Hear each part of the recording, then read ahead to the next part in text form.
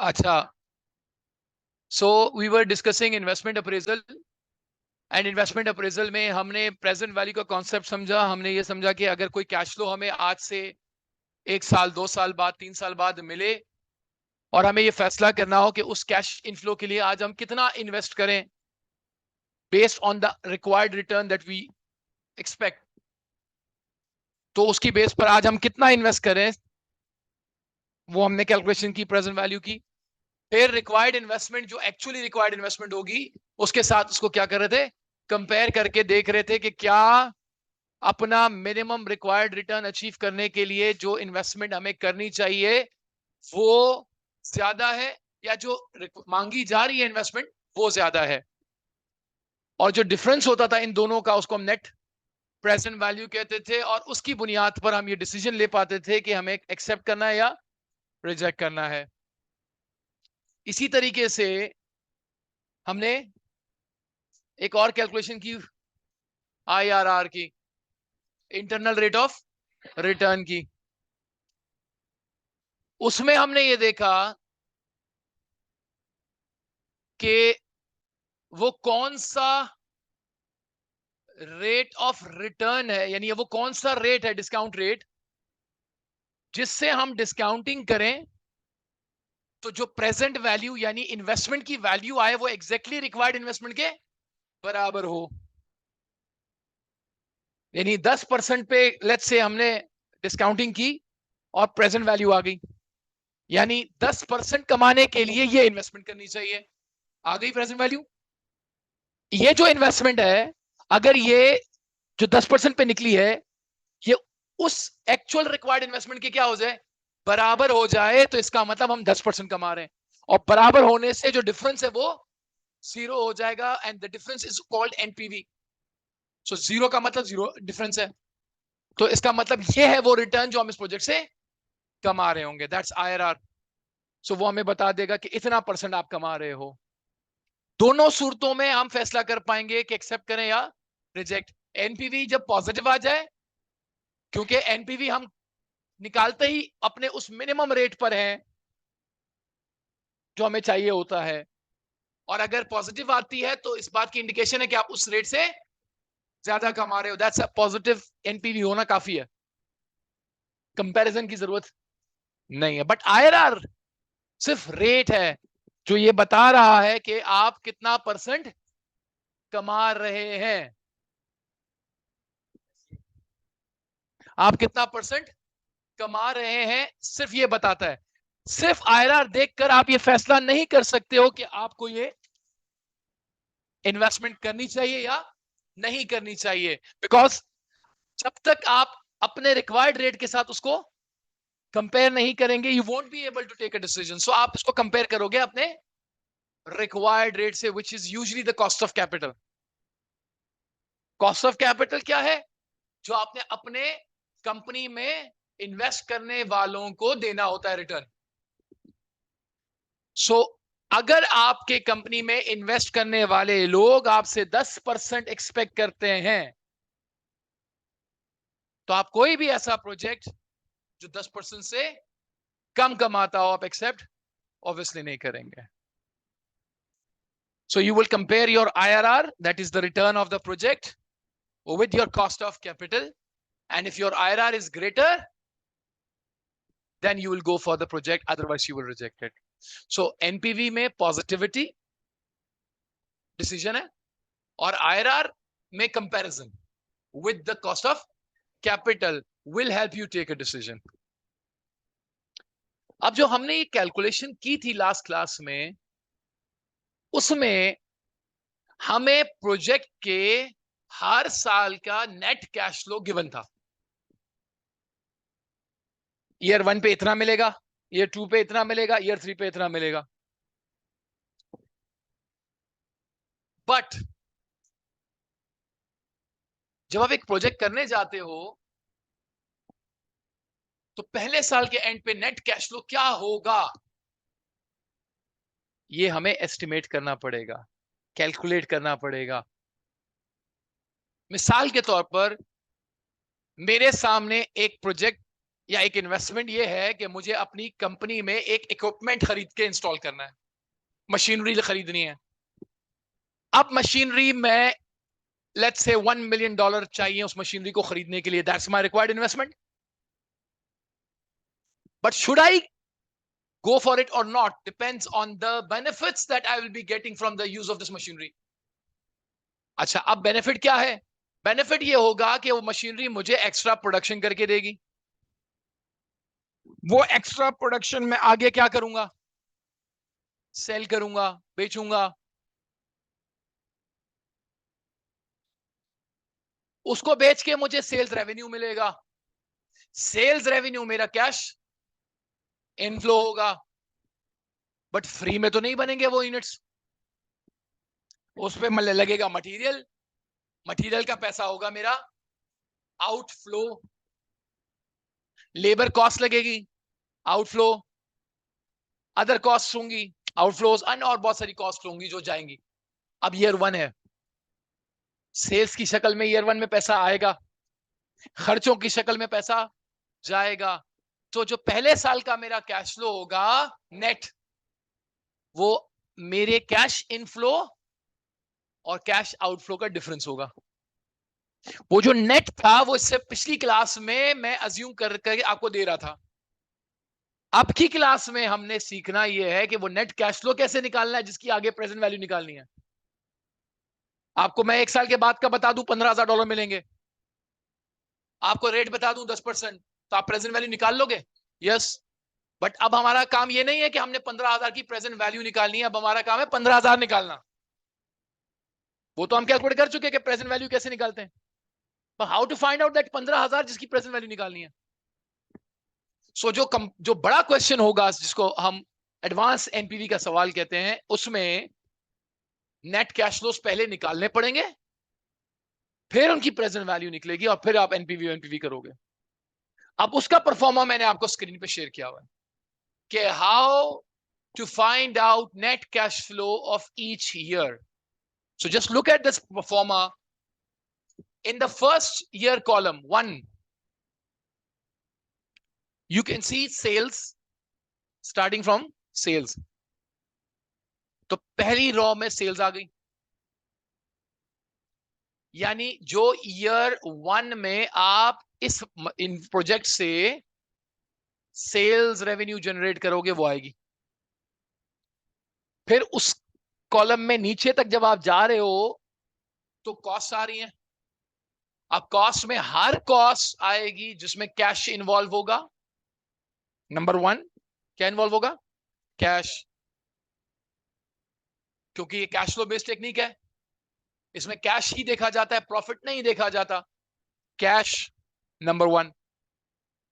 Cash के बाद दूसरी चीज हम ये देखेंगे कि ये जो ये एक्सपेंस आप लिखोगे ये फ्यूचर का होना चाहिए, पहले से खर्च ना हुआ हो। क्योंकि अगर मेरे फैसले से पहले मैंने कोई एक्सपेंस कर दिया है तो मेरे फैसले का उस पर या उसका मेरे फैसले पर कोई इंपैक्ट नहीं होगा, क्योंकि वो काम कर चुका हूं, मैं खर्चा कर चुका हूं। अब मेरे फ्यूचर डिसीजन का उससे क्या ताल्लुक? सो वो खर्चा पहले से हुआ ना हो बल्कि फ्यूचर में होना हो। 2, और तीसरी चीज, वो खर्चा उस प्रोजेक्ट जिसके बारे में आप फैसला करने लगो उसकी वजह से होने वाला हो, कोई कमिटेड कॉस्ट ना हो। यानी कोई ऐसा खर्चा ना हो वो जो प्रोजेक्ट होने या ना होने दोनों की सूरत में आपको करना पड़ रहा हो, तो फिर वो इररेलेवेंट इसलिए है क्योंकि उसको तो आपने करना ही है, तो उसको भी हम नहीं उठाएंगे। तो 3 चीजें हम देखेंगे, क्या? उसके अंदर कैश का इन्वॉल्व होना, और उसका फ्यूचर में होना, और उसका प्रोजेक्ट की वजह से होना। कोई इशू है? नहीं, पीछे चेयर ये है ना, आगे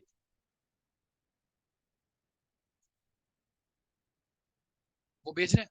ओके, तो 3 चीजों का उसमें होना जरूरी है, राइट? तब आप इसको एज अ कॉस्ट कंसिडर करेंगे और आप अपनी यहां से माइनस करेंगे। इनमें से कोई भी चीज मिसिंग होगी वो आप इग्नोर कर दोगे। अब कैसे पता चलेगा? कैश तो लिख देगा, आपको पता चल जाएगा यार ये खर्चा कैश वाला होता है या नहीं होता। जैसे डेप्रिसिएशन है, नॉन कैश है, इग्नोर्ड। लेकिन सैलरी है, वो तो कैश में ही देंगे ना आप। तो आपको एक्सपेंस से पता चल जाएगा कैश होगा या नहीं होगा, एक। उसके बाद वर्डिंग से पता चल जाएगा कि आगे होना है या हो चुका। इंग्लिश वो कह देगा $50,000 हैव ऑलरेडी बीन स्पेंट, खत्म, इररेलेवेंट, हो चुका। Will be spent means future. अच्छा, और स्पेंड किस वजह से हो रहा है वो भी वर्डिंग से बता देगा। सो जब क्वेश्चंस आएंगे तो मैं आपको बताऊंगा, देखो इधर उसने ये बात बोली है, इसका मतलब ये प्रोजेक्ट की वजह से हो रहा है। कॉस्ट आ गई, कॉस्ट आपने क्या करनी है, सेल्स में से माइनस करनी है, बिकॉज आउटफ्लो है, माइनस कर दिया आपने। अच्छा, उसके बाद टैक्स देंगे नहीं देंगे, टैक्स देंगे यार, जब आप कमाओगे तो आप टैक्स भी दोगे, तो tax is your cash outflow. And क्यों दे रहे हैं भाई, इस प्रोजेक्ट की वजह से, क्योंकि ये प्रोजेक्ट आपकी इनकम को इंक्रीज करेगा, तो इनकम इंक्रीज होगी तो टैक्स भी बढ़ेगा, तो जो एडिशनल इनकम आपको मिल रही है उस पर एडिशनल टैक्स दिखाना पड़ेगा। So you will show taxation as well as an outflow, वो आप दिखा दोगे। अब आपने टैक्स का आउटफ्लो भी दिखा दिया, हो गया सारा। अब एक मसले में हम फंस जाएंगे, किस में फंसेंगे, सुनना गौर से। क्या हम अपनी अकाउंटिंग डेप्रिसिएशन माइनस करने जा रहे हैं, बताएं। क्या हम डेप्रिसिएशन माइनस कर रहे थे, नहीं, क्यों, जेब से कुछ जा ही नहीं रहा। अच्छा चलें, एक और भी बताता हूं, डेप्रिसिएशन है क्या, सुनना गौर से। मैं जो वो इक्विपमेंट खरीदने जा रहा हूं 1 मिलियन का, 1 मिलियन का डेप्रिसिएशन उसी 1 मिलियन की ही होती है ना। आप 1 मिलियन को अकाउंटिंग मैचिंग प्रिंसिपल के थ्रू एक साल में माइनस नहीं करते हो, हालांकि खर्च एक साल में कर रहे हो। 2024 का शुरू है और आप वो एसेट खरीद रहे हो, तो 2024 में पूरा 1 मिलियन जेब से जाएगा, चला गया। क्या 2024 के अंदर उसको पूरा 1 मिलियन एक्सपेंस में इनकम स्टेटमेंट में डालेंगे, नहीं, मैचिंग प्रिंसिपल के अगेंस्ट है।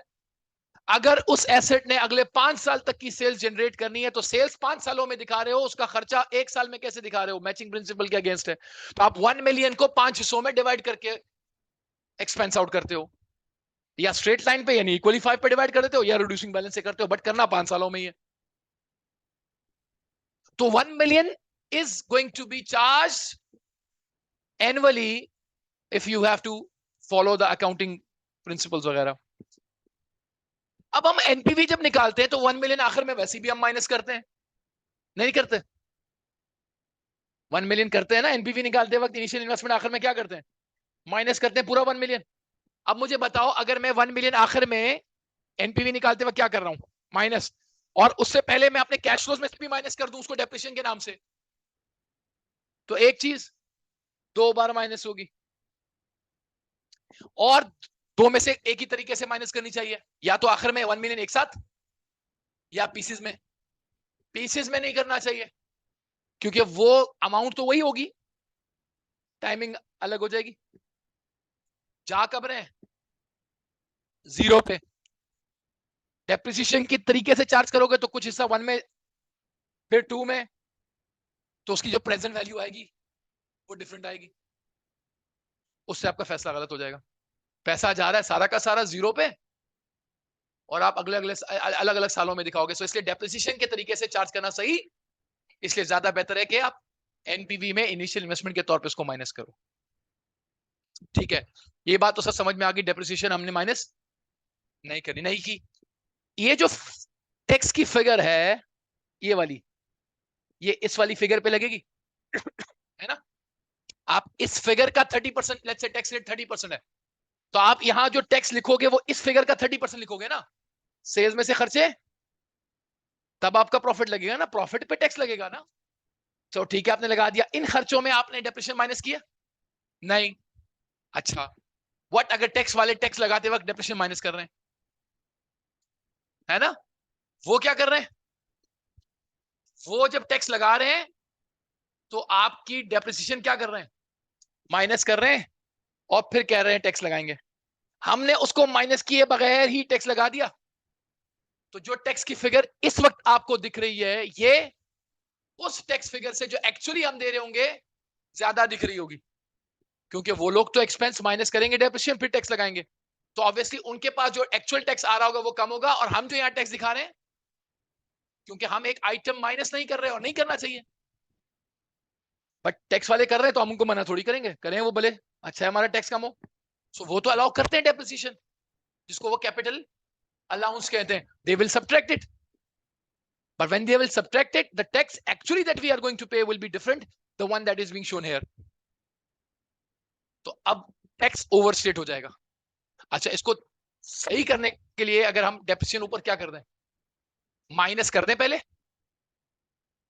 फिर टैक्स लगा दें और फिर डेप्रिसिएशन वापस ऐड बैक कर दें, एक तरीका ये हो सकता है कि हम पहले यहां से माइनस कर दें, इधर से माइनस करने से ये वाली फिगर वही आएगी जो टैक्स वालों के पास आएगी, आ गई, हमने इसके ऊपर क्या लगा दिया, टैक्स, टैक्स लगा दिया, अब टैक्स सही हो गया, लेकिन अब एक नॉन कैश माइनस हो चुका था, वो वापस क्या कर दें, ऐड बैक कर दें, तो क्या होगा, पीछे जो माइनस किया था और जो ऐड कर रहे हैं वो कैंसिल हो जाएगा और बीच में टैक्स भी सही हो जाएगी। तो ये एक कैलकुलेशन हमने करनी है और बहुत दफा करेंगे, इसलिए टेंशन ना लें, ये हर सवाल में करनी है, तो इतनी प्रैक्टिस हो जाएगी कि आप ख्वाब में भी ये काम कर रहे होंगे, सो टेंशन नहीं है, ठीक है। तो लेकिन सिर्फ एक ओवरव्यू दे रहा हूं कि फिर हम इसमें क्या करेंगे, ये जो tax benefit of capital allowance है ये एडजस्टमेंट करेंगे, वही उसी सिलसिले में कहानी है। तो ये वाली रॉ टैक्स की एडजस्टमेंट है कैपिटल अलाउंस की वजह से, तो ये हम फिर देखेंगे कि ये कैसे करते हैं। तो ये रॉ वो है, तो ये खर्चे माइनस किए पहले आपने, टैक्स माइनस किया, फिर टैक्स का जो ओवर स्टेटमेंट अंडर स्टेटमेंट होगी उसको एडजस्ट किया, वो एडजस्टमेंट होगी, सब टैक्स का मामला खत्म हो गया। फिर आप क्या करोगे, इनिशियल इन्वेस्टमेंट माइनस कर दोगे, वो कब माइनस करोगे, जीरो वाले कॉलम में, वो भी लिख दोगे, वो नीचे तक आएगा। फिर उसके बाद आप स्क्रैप वैल्यू क्या करोगे, माइनस या ऐड, ऐड, क्योंकि मशीन को बेचने से पैसे आएंगे और जब आएंगे वो लिखेंगे, वो नॉर्मली ईयर एंड पे आएंगे, प्रोजेक्ट लाइफ पे एंड पे। तो हमने अज्यूम किया भाई ये प्रोजेक्ट कितने साल का है, 4 साल का है सर, तो 5वां कॉलम क्यों बनाया बाद में बताता हूं, 4 साल का है तो 4 साल के एंड पे स्क्रैप वैल्यू मिल जाएगी। सो इनिशियल इन्वेस्टमेंट 0 पे दिखाएंगे माइनस में, और उसकी स्क्रैप वैल्यू दिखाएंगे पॉजिटिव प्रोजेक्ट के एंड में, दिखा दिया। उसके बाद हमारे पास वर्किंग कैपिटल, वर्किंग कैपिटल भी एक इन्वेस्टमेंट है, मशीनरी खरीदने के जो पैसे हैं वो तो आपने 0 पे दिखा दिए, बट सिर्फ मशीनरी से काम थोड़ी चलेगा। आप मुझे बताओ, मशीनरी आपने खरीद ली, अब मशीनरी को खरीदने के बाद प्रोडक्शन के लिए मटेरियल चाहिए नहीं चाहिए, मटेरियल खरीदने के लिए कैपिटल चाहिए नहीं चाहिए, वो पैसा भी तो आपने शुरू में डालना है ना। वो जो मटेरियल खरीदने के लिए आपको क्या चाहिए, पैसे चाहिए, इन्वेस्टमेंट चाहिए, उसको क्या कहते हैं, वर्किंग कैपिटल। वो जो तनख्वाहें देने के लिए जब तक आपके पैसे सेल्स की शक्ल में वापस नहीं मिल जाते तब तक के लिए जो खर्चे हैं वो आपको अपनी जेब से लगाने पड़ेंगे। आप थोड़ी देर के लिए इमेजिन करो, नया बिजनेस स्टार्ट कर रहे हो, नए बिजनेस में, मैन्युफैक्चरिंग बिजनेस में, क्या सुबह 9 बजे बिजनेस शुरू करते साथ ही कस्टमर टूट पड़ेंगे और पैसे आना शुरू हो जाएंगे, नहीं, लेकिन खर्चा सुबह 9 बजे ही शुरू हो जाएगा। तो वो जो आपकी सेल्स से पैसे आने से पहले खर्चे होंगे, मटेरियल खरीदने की शक्ल में, तनख्वाहें देने की शक्ल में, यूटिलिटीज के पैसे देने की शक्ल में, जितने भी आपके ऑपरेटिंग एक्सपेंसेस होने हैं डेली बेसिस पर, वो पैसा कहां से आएगा, आप अपनी जेब से वो भी इन्वेस्ट करोगे, that is called working capital, है ना। अभी करेंगे ना, प्रोजेक्ट स्टार्ट करेंगे फिर करेंगे ना, अभी हम तो फैसला कर रहे हैं प्रोजेक्ट करें या ना करें, लेकिन अब जब ये फैसला कर रहे हैं कि करेंगे तो फिर ये पैसे भी चाहिए होंगे, तो working capital is an outflow, तो 0 पे आप वो भी दिखाओगे। अच्छा, आगे वाले कॉलम्स के अंदर जो वर्किंग कैपिटल लिखा हुआ है ये मैं आपको समझाऊंगा कि आगे क्यों लिखा हुआ है, बट 0 पे वर्किंग कैपिटल चाहिए होता है हर बिजनेस में नॉर्मली, तो वो आप दिखाओगे कि ये पैसे आपने इन्वेस्ट करने हैं, ये कॉस्ट नहीं है, इट्स अ कैपिटल, वो कॉस्ट है। आता हूं उस पर, बिल्कुल सही सवाल किया आपने कि इसमें भी तो मटेरियल शामिल है और इधर भी आपने लगाया हुआ है, इन दोनों में क्या फर्क है, मैं आता हूं उस पर, जब आपको कैलकुलेशन कराऊंगा उस वक्त आप समझ में आ जाएगा कि इन दोनों में क्या फर्क है। अब आप यूं समझो, आप 0 पे क्या कर रहे हो, अपनी जेब से पैसा लगा रहे हो, वो पैसा आप यहां दिखा रहे हो कि आउटफ्लो हो रहा है इस प्रोजेक्ट की वजह से जो मुझे लगाना है, इसलिए मैंने दिखा दिया, ये दिखा दिया आपने। अब ये पूरा एक तकरीबन हर सवाल जो आपके पास F9 का एनपीवी का आएगा उसमें यही आइटम्स होंगे। इक्का दुक्का कभी रेयर केस में चेंज हो जाएगा तो चेंज होगा, बट मोस्ट कॉमन आइटम्स यही रहेंगे, फॉर्मेट भी यही रहेगा। और अब आपने ऊपर से लेकर नीचे तक जितने भी कैश फ्लोज है उनका नेट निकालना है। ये है वो नेट कैश फ्लोज जो इससे पहले क्वेश्चंस के अंदर हमें पता होते थे और हम उसकी प्रेजेंट वैल्यू निकालते थे, और इस फॉर्मेट से आपको वो नेट कैश फ्लोज मिल जाएंगे। वंस आपको पता चल गया नेट कैश फ्लो हर साल का कितना है, फिर आपने उसकी क्या निकालनी है, प्रेजेंट वैल्यूज निकालनी है, और फिर वही एनपीवी। सो अब जो हम सवाल करने लगे हैं वो इसी परफॉर्मा की बुनियाद पर करने वाले हैं।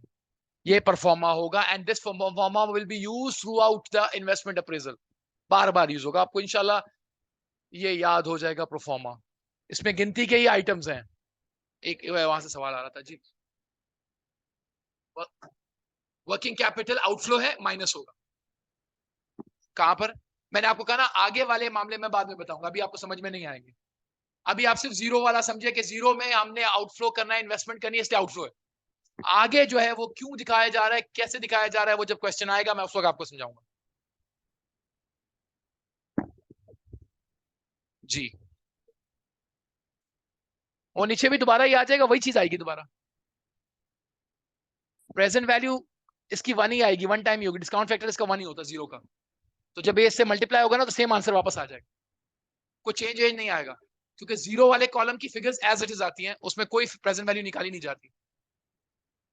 तो वो इनिशियल इन्वेस्टमेंट आप ना भी लिखो इधर, आप ईयर वन से ऑनवर्ड्स की कैलकुलेशन कर लो, प्रेजेंट वैल्यू निकालो और इन्वेस्टमेंट उसमें से बाद में माइनस कर लो, बात एक ही है।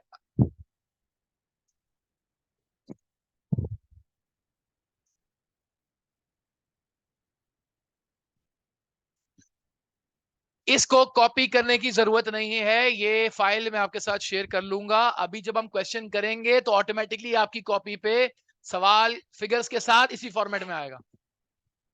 तो जो पहला सवाल हम करेंगे उसमें ये फॉर्मेट पूरा पूरा आपकी कॉपी में फिगर्स के साथ आ जाएगा, तो आपको समझ में भी आ जाएगा।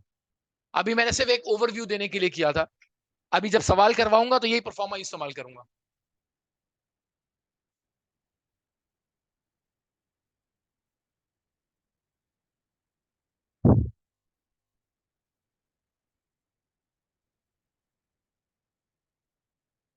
So this is the question now.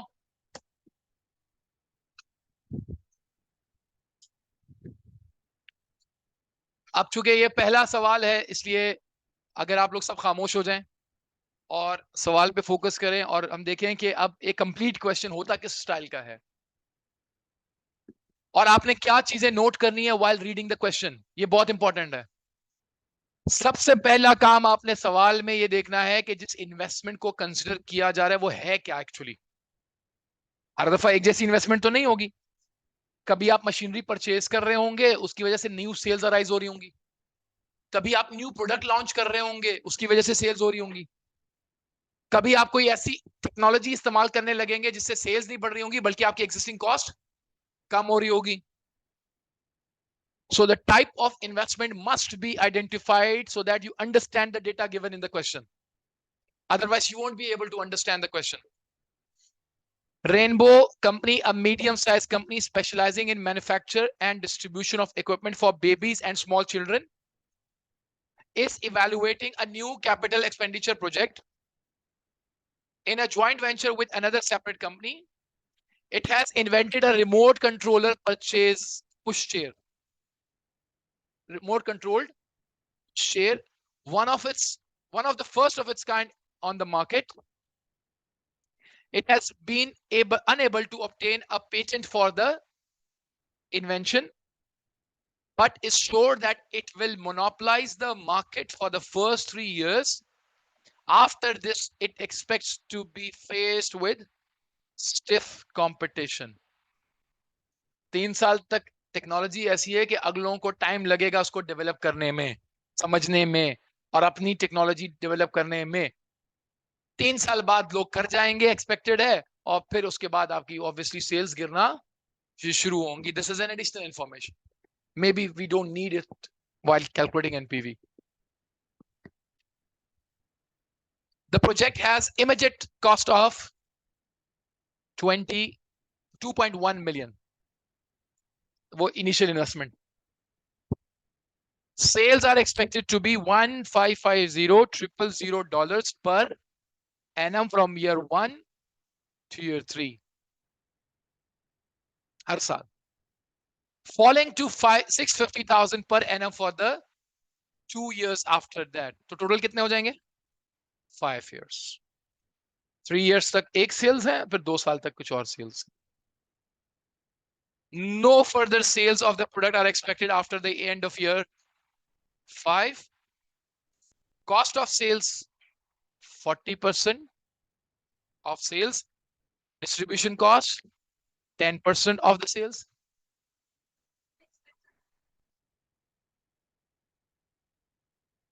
नहीं, एक्सपेक्ट से मुराद ये कि कंपनी आपको तो नॉर्मली गिवन होंगे ना. सही, वो कंपनी के पॉइंट ऑफ व्यू से मैं बता रहा था कि कंपनी जो है ना वो करेगी. हमें तो वो फिगर्स देगा. हाँ, ये जरूर हो सकता है कि फिगर्स को एडजस्ट करने के लिए कुछ ना कुछ डेटा दे दे, तो हम हो सकता है उसकी एग्जैक्ट फिगर उठाने की बजाय उसमें कुछ एडजस्ट कर रहे हो. फॉर एग्जांपल वो कह रहेगा 10% ग्रो करेगा, तो हमें वो करना पड़े, तो वो चीजें हमें शायद करनी पड़े. बट कुछ ना कुछ बेस वैल्यूज वो देगा, बेस फिगर्स देगा. Distribution cost 10% of the sales. 20% of net profits are payable to joint venture partner the year after the profits are earned. The company's cost of capital is 5%. Okay. Do we have any tax rate given in the question? So what are we going to do? Ignore, obviously. And if the tax is ignored, then capital allowance will automatically be ignored. वो दोनों part and parcel है. Right? So it's a simple question. इसमें बहुत limited चीजें हैं. ठीक है, तो स्टार्ट करते हैं. सबसे पहले starting from the sales. So what sales value क्या है पहले साल? अच्छा, चूंकि फिगर्स यूजुअली इन्वेस्टमेंट अप्रेजल में बड़ी होती हैं, तो अगर बड़ी हो तो 3 जीरोस ऊपर लगा दें. It is recommended, not mandatory. ठीक है, तो हमारे लिए अच्छा भी है और एग्जामिनर इसको अच्छा समझता भी है, तो ये अच्छी बात है. ठीक है, सो 3 जीरोस आप कम कर देंगे. सो सेल्स हैं हमारे पास 1,550,000, सो हम लिख देंगे 1,550. पहले साल भी यही है, और दूसरे साल भी है, और तीसरे साल भी यही है. उसके बाद कितनी हो जाएंगी? 650 एंड 650. अब यहां सेल्स रेवेन्यू गिवन है. कुछ सवाल ऐसे होंगे इसमें रेवेन्यू की बजाय सेल्स के यूनिट्स दिए होंगे, प्राइस दी होगी. हम क्या कर देंगे? मल्टीप्लाई कर देंगे. ठीक है, बस ये होगा कि यूनिट्स दे दिए, प्राइस दे दिए, और कहा कि रेवेन्यू निकालना है तो मल्टीप्लाई करके निकाल लेंगे. इसके बाद कॉस्ट ऑफ सेल 40% माइनस में. So starting with the minus sign, 40% का साइन इनटू सेल्स. सही है. सो एक्सेल के अंदर when you start with the minus sign, it still accepts it at the formula. So you don't need to start with is equal to. You can simply start with a minus sign. If you know that it's an outflow, then minus से start कर दें, और 40 लिख के percentage का sign डालें, स्टारिक लगाएं, और ऊपर वाली सेल से मल्टीप्लाई कर दें. तो जब ये कर लेंगे तो आपके पास 40% आ जाएगा 620. सही है.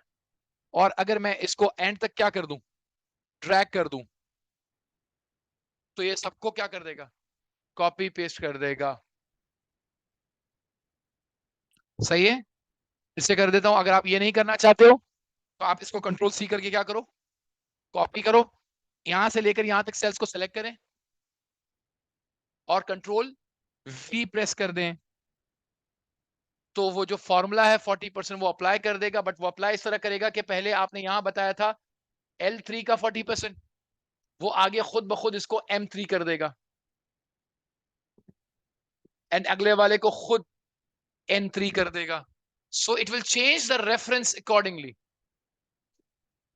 So it will save our time. ये आगे यस बिल्कुल होगा. उसके बाद डिस्ट्रीब्यूशन कॉस्ट कितनी थी? 10% of what? Of sales.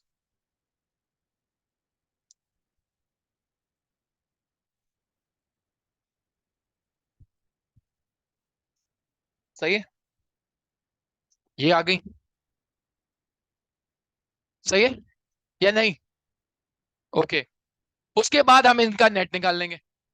Net इसलिए निकाल रहे हैं क्योंकि ज्वाइंट वेंचर को पेमेंट करनी है, यानी जो हमारा वेंचर पार्टनर है जिसके साथ मिलकर हम ये काम कर रहे हैं, हमने उसको भी देना है एज पर question. So that is outflow for us, but that payment is as a percentage of net profit. So calculating that amount requires us to find out the net profit first. इसलिए मैं इसको net of कर रहा हूं, otherwise हमें जरूरत नहीं थी। सो नेट करने के लिए क्या करूं, सम का फॉर्मूला लगाता हूं, इज इक्वल टू सम। सम करके मैं यहां से यहां तक क्या कर लूं, सेलेक्ट। तो जो माइनस है वो खुद ब खुद उसको माइनस कर देगा, जो प्लस है उसको प्लस कर देगा। अब हमें उसकी चीज की टेंशन नहीं है क्योंकि हमने साइंस के साथ चले। ठीक है, अच्छा। अब मैं चाहता हूं कि ये जो पहले सेल में मैंने किया है ये इसमें एंटर करने के साथ साथ आगे पेस्ट भी कर दे। तो कंट्रोल एंटर, सिर्फ एंटर करूंगा तो सिर्फ यहां अप्लाई करेगा। कंट्रोल एंटर करूंगा तो जो सेलेक्टेड सेल्स हैं सब में पेस्ट भी कर देगा, सिर्फ और सिर्फ उस सेल में नहीं करेगा, सब में कर देगा। But the sad story is that you don't have this option in the exams. ठीक है, तो ये आप एग्जाम में नहीं कर सकते हो, लेकिन आप प्रैक्टिस के दौरान कर सकते हो। सो प्रैक्टिस में आपका बहुत सारा टाइम सेव हो सकता है by this shortcut. So keep on applying this while you are practising, it will save your time. Copy paste है, ये जो शॉर्टकट मैंने अभी आपको जादू दिखाया ये नहीं है। ये देखिए मैंने इन सबको क्या किया, सेलेक्ट किया, बिकॉज आई नो इन तमाम सेल्स में यही फॉर्मूला कॉपी पेस्ट होना है। तो मैंने पहले इसको क्या कर लिया, सेलेक्ट कर लिया, फिर मैंने फॉर्मूला अप्लाई किया सम का, और एंटर करने की बजाय कंट्रोल की प्रेस करके उसके साथ एंटर प्रेस किया तो उसने सब पर एक साथ ही इसको अप्लाई कर दिया। जी जी, ये हो गया 775, कंट्रोल सी किया, इन सबको सेलेक्ट किया, कंट्रोल वी किया और फिर हो गया। ये हो सकता है, ये पॉसिबल है। वो मैंने इसलिए करवा दिया, प्रैक्टिस के दौरान आपको बहुत काम आएगा। सो प्रैक्टिस में भी तो टाइम सेव करना चाहिए ना। सो प्रैक्टिस के दौरान आपका टाइम सेव हो जाएगा, एग्जाम में आप ये वाला काम कर लीजिएगा।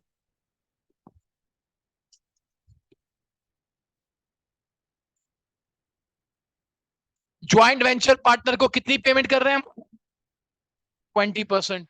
और लेकिन पे कब कर रहे हैं, the year after the profits are earn. So year 1 वाली पेमेंट कब करेंगे, ईयर 2 में। कितने परसेंट, 20%। सो पिछले साल का 20%, 155। और इसको कंट्रोल सी करके अगले 6 तक इसको पेस्ट कर दूंगा। तो हर पिछले साल का 20% वो लेता जाएगा, इसका 20% एंड देन इसका 20%। ठीक है, 20% अप्लाई कर दिया हर पिछले साल के प्रॉफिट के ऊपर। सो फॉर इन ईयर 2 पिछले साल का 20%, ईयर 3 में ईयर 2 का 20%, ईयर 3 में सर ईयर 4 में हमने दिखाया ईयर 3 का 20%। तो इन 3 सालों का 20% इन 3 सालों में आ गया, और इन 2 सालों का 20% अगले 2 सालों में आ गया। 775, इसका 20% नेक्स्ट ईयर, ये वाला आ गया, इसका 20%, क्योंकि पहले साल में प्रोजेक्ट है, प्रॉफिट हुआ तो प्रॉफिट आया। अब पहली पेमेंट हम 1 साल के बाद अगले साल में दिखाएंगे, सेकेंड ईयर में।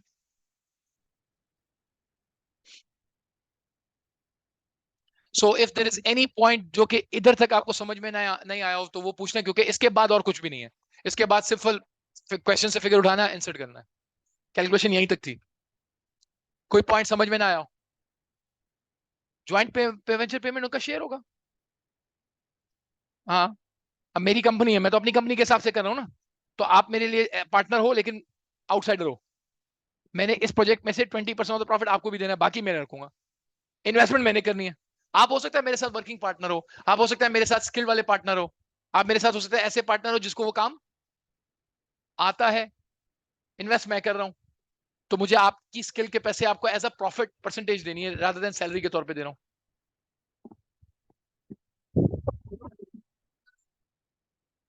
जी, सैलरी फिक्स होगी, यहाँ वो आप पार्टनर हो, जो भी प्रॉफिट होगा उसका 20% हम आपको देंगे, तो हमारे लिए तो आउटफ्लो ही है ना, हमें तो देना ही है।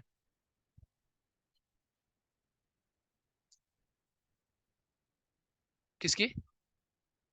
हाँ हाँ हाँ हाँ है, वो आहिस्ता आहिस्ता वो भी है ना, पहली क्लास में तो वो सब नहीं हो सकता, आहिस्ता आहिस्ता वो प्रॉब्लम्स भी आएंगी, अनसर्टेनिटी अगर होती है तो क्या करेंगे, ठीक है, लाइफ ऑफ द प्रोजेक्ट कैसे एस्टिमेट कर सकते हैं।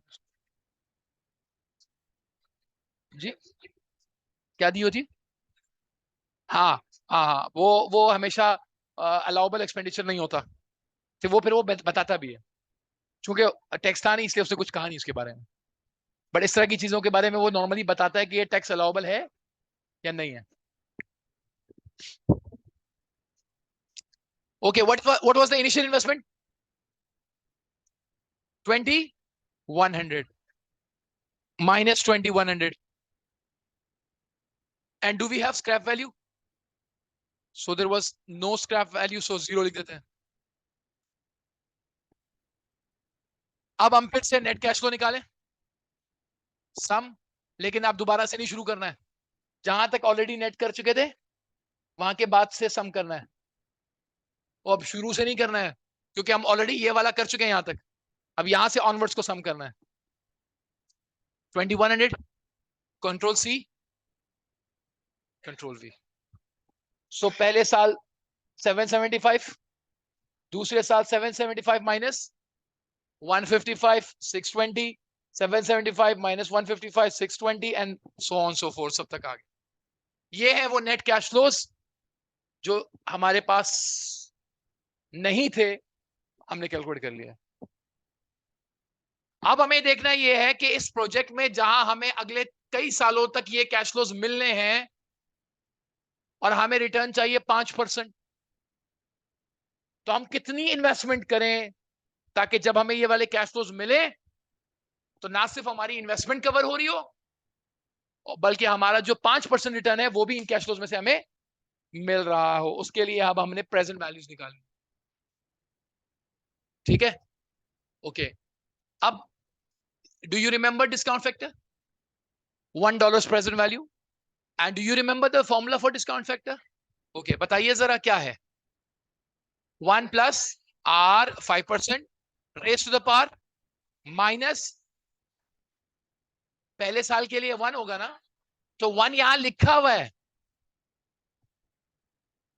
1 ऊपर लिखा हुआ है, तो मैंने पावर वहां कनेक्ट कर दिया। उसका फायदा ये होगा कि जब मैं इसको कॉपी करके आगे पेस्ट करूंगा तो L2 को M2 फिर 3, वो 1 2 3 4 खुद ही चेंज कर देगा। I don't need to apply this formula in every cell. समझ में आई बात? मैं एंटर कर दूंगा, ये आ गया। अब मैं इसको कंट्रोल सी करके पेस्ट करता हूं, तो आप देखिए 0.952 में पावर क्या ली है? 1। अगले साल क्या लेनी चाहिए पावर? तो खुद कर रहा है 2। हाँ, ये तो कर सकते हैं। ये 2 हो गया, उसको पता भी नहीं होगा आपने ये किया, वो उसको तो M2 नजर आ रहा होगा, M2 आया कैसे ये थोड़ी नजर आ रहा होगा। सही है, तो कर सकते हैं, बल्कि आप वीडियो बना के उसको भेज दें कि हमने ऐसे ही किया है, सही है, तो भी वो एक्सेप्ट करेगा, उसके अच्छे भी करेंगे।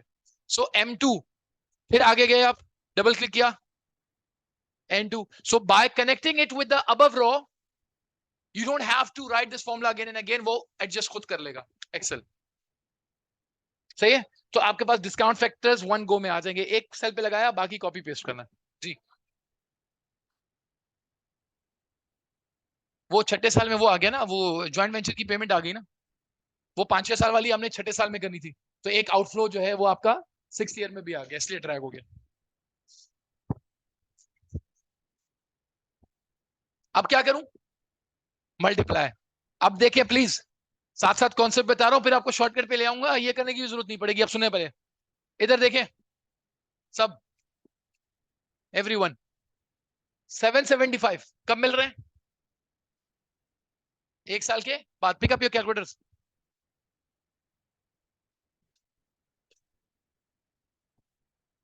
775 मिल रहे हैं, हमें कितना रिटर्न चाहिए? 5%, इसका मतलब ये हमारा 105% है। ये जो हमें मिलेगा ये हमारी इन्वेस्टमेंट जो कि 100% है और उसका 5% मिलाकर इसमें से कवर करना है। तो जरा 775 को डिवाइड करें 105 और मल्टीप्लाई करें 100 से, यानी आपको इस 775 के लिए कितनी इन्वेस्टमेंट आज करनी चाहिए? तब जाके जब 775 मिलेगा तो आपकी इन्वेस्टमेंट का पोर्शन भी कवर हो जाएगा, उसका 5% भी। यही काम मैं डिस्काउंट फैक्टर से मल्टीप्लाई करके निकाल लेता हूं, तो मेरे और आपका आंसर सेम आएगा 738। सो 738 को जब आप 5% इन्फ्लेट करोगे ना तो वो 775 बन रहा होगा। सो मैं आपको 738 दूं आज और आप उसके बदले दो मुझे 775, तो आपने 738 भी वापस कर दिए और उसका 5% भी एक तरह से वापस कर दिया। सही आ गया। अब इसी तरह हम इसको ड्रैग करते जाएंगे और हमारे पास तमाम कैश फ्लोस के लिए कितना इन्वेस्ट करना चाहिए आज, वो वैल्यू आती जाएगी। सो 620 के लिए कितना करूं? 562। अगर मैं 562 को दो दफा 1.05 से क्या करूं? मल्टीप्लाई। 562 समझो आज इन्वेस्ट कर दिए, अब इसमें हर साल 5% क्या करूं? ऐड करूं, तो it must be equal to 620. So for 620 that you are going to give me in 2 years time, I will maximum invest 562. 562 into 1.05 into 1.05 is equal to 620. तो मुझे 5% भी मिल जाएगा और 2 साल का, और मेरी इन्वेस्टेड अमाउंट भी मिल जाएगी। That's all the concept of present value is. तो हम ये जो नीचे निकाल रहे हैं बेसिकली वही है कि हर कैश फ्लो के लिए आज कितना इन्वेस्ट करें ताकि 5% कवर कर सके हम। ये आ गई वैल्यूज। अब मैं अगर इन सबको क्या करूं, ऐड करूं, आप तो टोटल कितना इन्वेस्ट करना पड़ेगा वो आ जाएगी। कितना? 2131। दैट हमें टोटल 2131 इन्वेस्ट करना चाहिए अगर 5% रिटर्न चाहिए, से ज्यादा नहीं करना चाहिए। वो कितने मांग रहा है? 2100। तो 31,000 हम सरप्लस में होंगे। Should I go for it?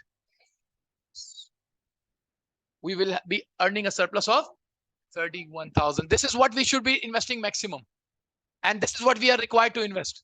समझ में आई बात? ओके, लेकिन हम ये इस तरह नहीं करेंगे। हाँ, एक काम करते हैं, इधर क्या होगा, कॉपी करके पीछे पेस्ट कर देता हूं, 1 आएगा। जीरो पे हमेशा फैक्टर क्या होगा? 1 होगा, याद रखना। जीरो पे डिस्काउंट फैक्टर हमेशा क्या होगा? 1 होगा, क्योंकि जो आज मिलना है उसकी आज की इन्वेस्टमेंट वैल्यू क्या होगी? सेम होगी ना। वैल्यू में कमी कब आएगी? जब वो पेमेंट डिले होके मिलेगी। सो सेम आंसर लाने के लिए 1 से ही मल्टीप्लाई करना पड़ेगा ना। अगर आप 1 से कम मल्टीप्लाई करोगे सेम आंसर थोड़ी आएगा। सो सेम 1 से मल्टीप्लाई करके, तो इसको मैं मल्टीप्लाई करता हूं, इससे क्या आ गया? सेम। अब मुझे अलग करने की जरूरत नहीं है। पता है मैं क्या करूंगा? मैं सम का फॉर्मूला लगाऊंगा और यहां से लेकर यहां तक सबको क्या कर दूंगा? ऐड कर दूंगा। इसका फायदा ये होगा कि जो प्लस में वो प्लस हो जाएंगे, जो माइनस होंगे वो माइनस हो जाएंगे। तो जस्ट एनपीवी निकालते वक्त आप इस पूरी रॉ का सम कर लें। इन्वेस्टमेंट आप डाल चुके हो उस रॉ में, कैश इनफ्लोज डाल चुके हो, जितना कैश फ्लो इनफ्लो आउटफ्लो था वो सारा इस रॉ में ऑलरेडी मौजूद है।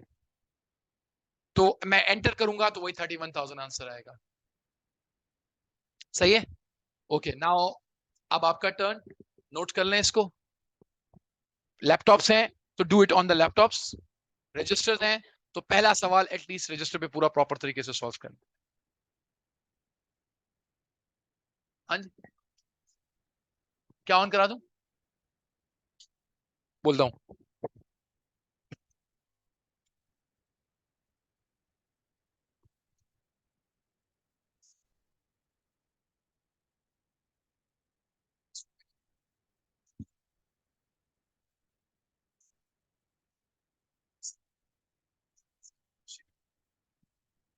सारे लेक्चर सारे नोट्स सॉफ्ट कॉपी में आपके पास आ जाएंगे।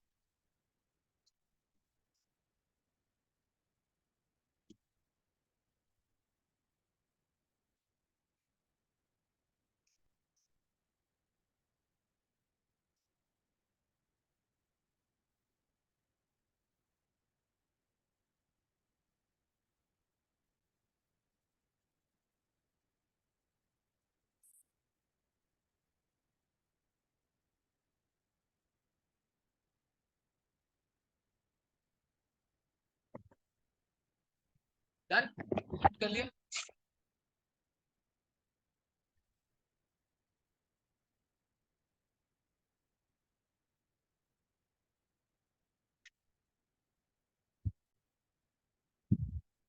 क्वेश्चन है। हाँ,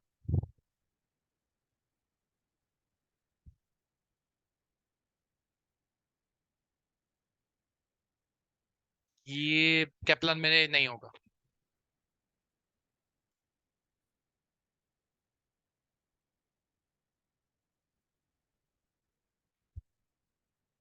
बस यही है, net present value of the projects.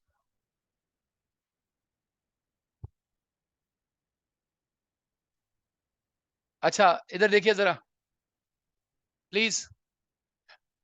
How we can directly calculate NPV using the spreadsheet function is equal to NPV, सही, is equal to NPV 5%, comma from year one cash. अच्छा, ये ना कर देना, फिर फायदा क्या है? सही है, ये वाले कैश फ्लोस जो डिस्काउंट से पहले हैं, प्रेजेंट वैल्यू से पहले, ये वाले। और लेकिन वन से स्टार्ट करना, जीरो से नहीं स्टार्ट करना। जो एक्सेल का फॉर्मूला है एनपीवी का, उसके पीछे जो प्रोग्रामिंग हुई हो उसमें वो जो पहला सेल आप सिलेक्ट करोगे वो उसको ईयर वन कैश फ्लो तस्वीर करता है। तो अगर आपने जीरो वाले को पहले स्टार्ट किया तो वो उसको जीरो नहीं तस्वीर करेगा, वो उसको वन तस्वीर करना शुरू कर देगा। So you should always start from one, one से एंड तक, ब्रैकेट क्लोज। अब ये करेगा क्या, वन से लेकर एंड तक जितने भी कैश फ्लोज है उनकी प्रेजेंट वैल्यू निकाल के देगा, निकाल के दे दी। अब इसमें से क्या माइनस करेंगे?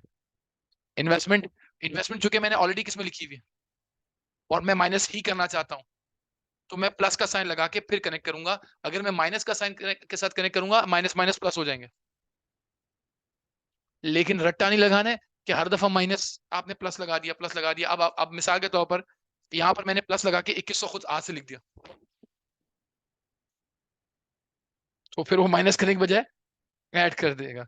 तो ये नहीं है कि भाई ये यूनिवर्सल वो है बस प्लस प्लस हर दफा प्लस है, नहीं। चूंकि यहाँ ऑलरेडी माइनस का साइन है, तो मैं माइनस करवाना चाह रहा हूं तो मुझे प्लस लगाना पड़ेगा, अदरवाइज माइनस लगा दूंगा तो माइनस माइनस प्लस हो जाएगा, ये ठीक है। सो एंटर 31। ये और वो सेम है बिल्कुल, ये सिर्फ जीरो डेसिमल प्लेस तक की वजह से कर रहे हैं हरकतें, ये देखो सेम है। तो कहीं ऐसा ना हो कि आप बोलो सर ऐसा नहीं हो रहा, जो आपने कहा है ऐसे ही हो रहा है।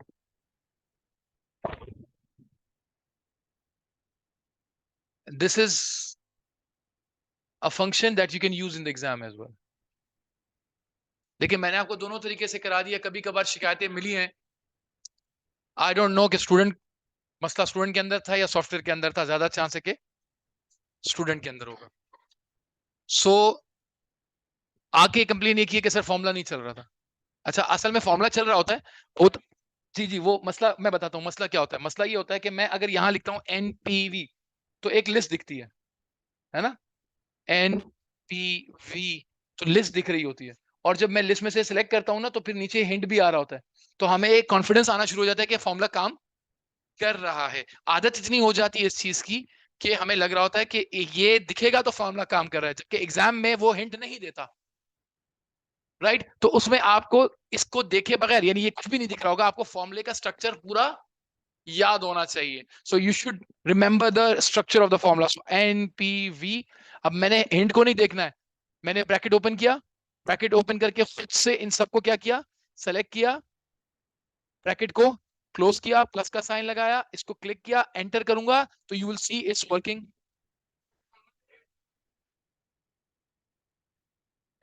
हाँ हाँ हाँ हाँ हाँ, हौसला हौसला हौसला। मैं भी आप लोगों के साथ रह रह के गलती कर सकता हूँ, मसला नहीं है। सो 5%, जी। सो एंटर करूंगा तो ऐसा आपको आखिर में देखना है, एंटर करने के बाद के काम कर रहा है नहीं कर रहा। इज इक्वल टू लिखकर एन लिख दिया, पी लिख दिया, कुछ नहीं दिख रहा, आपने आपने कहा ये काम ही नहीं कर रहा। आपको पूरा स्ट्रक्चर खुद से याद होना चाहिए और पूरा टाइप करके इंसर्ट करेंगे, पूरा ब्रैकेट क्लोज करके प्रॉपर, फिर जाके एंड में वो आप एंटर करोगे तो you will get the answer. ठीक है, क्या आपने फॉर्मेट परसेंटेज सेलेक्ट की होगी, सेल पे जाएं, ऊपर उस सेल के ऊपर ऊपर फॉर्मेट देके परसेंटेज लिखी हुई है। इधर देखें, इधर क्या, इधर इधर क्या लिखा हुआ है? परसेंटेज है ना। एक्सेल बहुत फर्मा बरदार है, आप जो बोलोगे वही करेगा।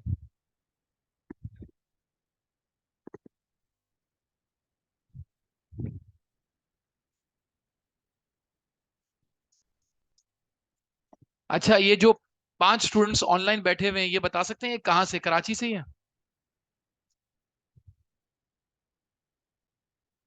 सारे गेस्ट हैं?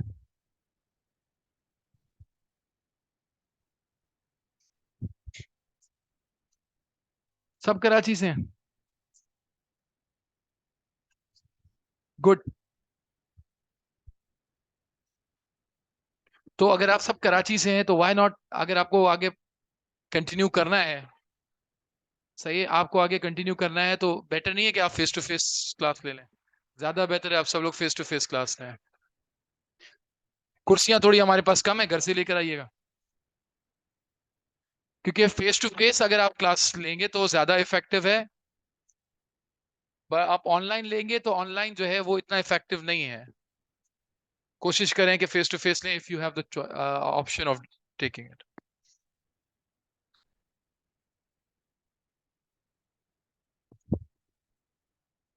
अच्छा, अब अगर हमें आईआरआर कैलकुलेट करना है तो दो तरीके हैं, एक स्प्रेडशीट का फंक्शन, और एक वो जो हमने मेथड सीखा है, दो रेट्स, दो एनपीवीज एंड देन।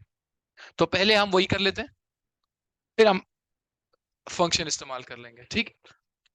हमारे पास ऑलरेडी एक रेट 5% और उस रेट पर एनपीवी 311 ऑलरेडी मौजूद है। सो हमें फिर दूसरा रेट चाहिए। एक रेट ऑलरेडी है, उसकी एनपीवी भी है। उस जो रेट ऑलरेडी गिवन है हमारे पास 5%, उस पर जो एनपीवी आ रही है वो पॉजिटिव है नेगेटिव है? सो हमें अब एक ऐसा रेट चाहिए जिसमें एनपीवी नेगेटिव आ जाए, and that should be a higher और lower rate. A higher rate. हमें एक बड़ा रेट चाहिए from a positive to negative NPV. हमें एनपीवी को पॉजिटिव से नेगेटिव करने के लिए we need a higher rate. हमें उसको बढ़ाना पड़ेगा, हमें रेट को इंक्रीज करना पड़ेगा। तो बहुत बड़ा गैप नहीं रखना हमने, so we should keep the gap as close as possible. मैंने लास्ट क्लास में ग्राफ बना के दिखाया था कि अगर आप ज्यादा बड़ा गैप लोगे ना, तो जो अप्रोक्सीमेट आईआरआर होता है उसमें और ट्रू आईआरआर में गैप बढ़ जाएगा। सो 5% है तो लेट्स यूज 10%। नेगेटिव ही आएगी विद प्रैक्टिस, विद एक्सपीरियंस। आप देखिए, नहीं भी आया फॉर एग्जांपल, स्प्रेडशीट है ना, तो सिर्फ रेट ही तो चेंज करना है, बहुत ज्यादा लंबा चौड़ा काम करना नहीं है। अभी मैं करके दिखाता हूँ आपको। ये मैंने सिलेक्ट किए, ठीक है, और 1 प्लस, बल्कि एक काम करता हूँ ना, वो डायरेक्ट प्रेजेंट वैल्यूज निकालता हूँ। ये आगे into 1 plus 10%, raise to the power minus, यहां से कनेक्ट कर दिया, और कंट्रोल एंटर करूंगा, मेरे पास प्रेजेंट वैल्यूज आ जाएंगी। अगर पॉजिटिव नेगेटिव आ गई तो काम हो गया, नहीं आया तो हम यहाँ पर रेट एक दफा चेंज कर देंगे। सो स्प्रेडशीट पे तो it will take 30 to 40 seconds to change it, इससे ज्यादा लगेगा भी नहीं। ये आ गया, और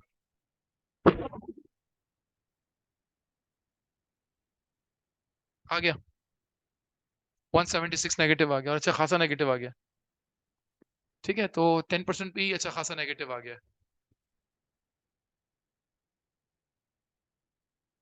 अब आप उसको वर्किंग में कैसे दिखाएंगे वो भी देख लीजिए, ताकि एग्जामिनर को एक प्रेजेंटेबल वे में दिखाना है। तो ये डॉलर में कन्वर्ट कर दिया, और यहाँ पर आप लिख दीजिएगा present values at, present values at 10%। ये अब एक एनपीवी आ गई। ये एनपीवी कितने परसेंट पे है? ये एनपीवी कितने परसेंट पे? So in order to find out IRR, we will apply the formula of IRR. क्या है फॉर्मूला?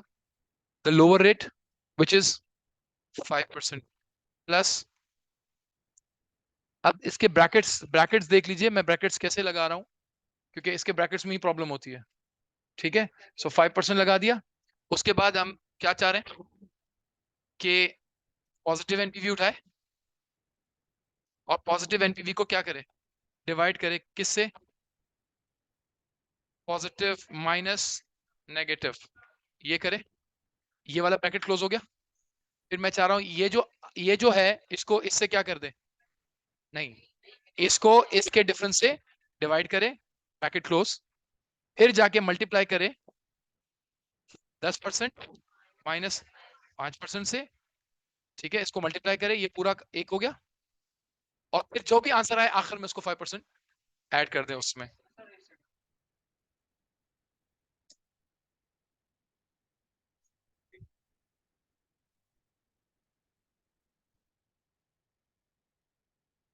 सही है। सो ब्रैकेट ओपन किया, कैपिटल ए, फिर दो ब्रैकेट्स के अंदर डिफरेंस, फिर ब्रैकेट क्लोज, और फिर डिफरेंस, सो दैट वो बॉडमैस रूल अप्लाई करते हुए सॉल्व करे, और सबसे आखिर में उसने 5% ऐड करना है। सो इसलिए मैंने उसको बिल्कुल बाहर रखा।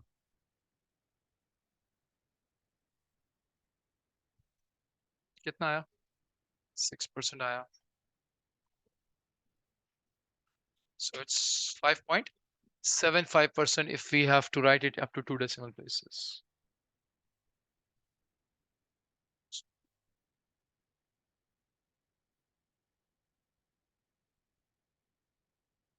ज्यादा बेहतर तो ये है कि डायरेक्ट फंक्शन यूज करें एक्सेल का, स्प्रेडशीट, वो भी बताता हूँ।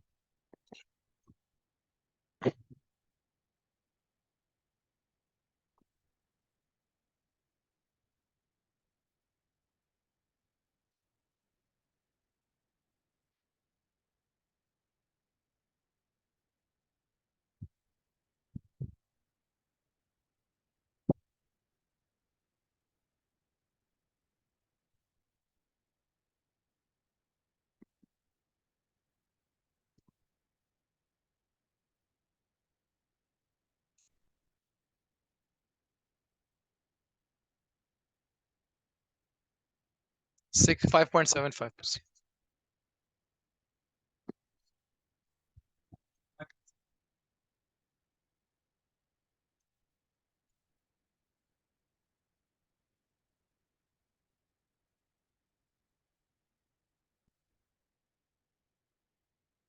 सही है।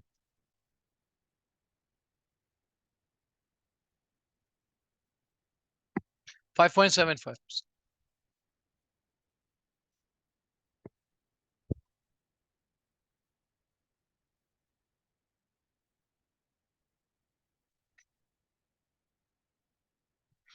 डिस्काउंट फैक्टर निकाला ही नहीं ना, डायरेक्ट प्रेजेंट वैल्यू निकाल दी।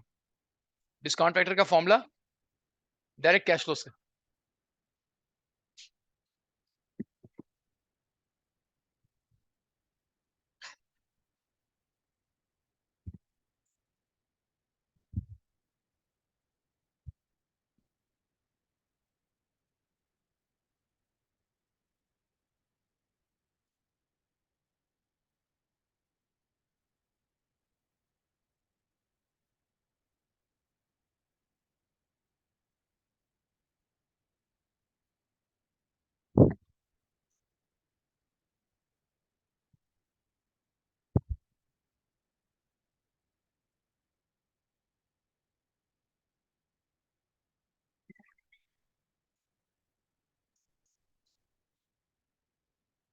नहीं नहीं, ऐसी डैश है, डैश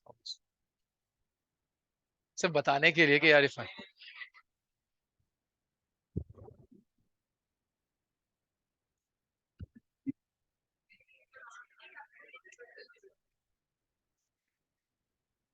इधर। अब अगर मैंने डायरेक्टली फॉर्मूले से आईआरआर निकालना है तो आईआरआर और एनपीवी के फॉर्मूले में थोड़ा फर्क है। आईआरआर और एनपीवी में थोड़ा सा फर्क है। फर्क क्या है जरा देखिए। IRR, you don't need to insert any rate, सही है। एनपीवी में आपको रेट इंसर्ट करना पड़ेगा, रेट की जरूरत नहीं है, डायरेक्ट वैल्यूज ले लें जिनके जिनकी बेस पे आईआरआर निकालना है। सो बट एक फर्क ये है कि एनपीवी में ईयर 1 को से स्टार्ट करते हैं, यहाँ 0 से स्टार्ट करोगे। वहां ईयर 1 वाले कैश फ्लो से स्टार्ट करेंगे। For IRR you should start it from 0। Clear, 0 से स्टार्ट करना, ये फर्क है। आप नहीं करेंगे तो आंसर आ जाएगा, बट गलत आएगा, आपको पता भी नहीं चलेगा। तो और वहां हिंट है नहीं, सही है। तो आप समझोगे आपने कैलकुलेशन कर ली है, जबकि वो गलत होगी। और आपको शायद अगर ये याद ही ना हो कि 1 से स्टार्ट करना है, 0 से स्टार्ट करना है, तो आपको समझ ही नहीं आ पा रहा होगा कि एरर भी आ रहा होगा, तो उस एरर को ठीक कैसे करना है। सो आईआरआर में 0 से स्टार्ट होगा, एनपीवी में 1 से स्टार्ट होगा, ठीक। यहां से स्टार्ट करके यहां तक, और मेक श्योर ये प्रेजेंट वैल्यूज ना नहीं लेनी है, क्योंकि अगर आप फंक्शन इस्तेमाल कर रहे हो तो ये दोनों की जरूरत ही नहीं है।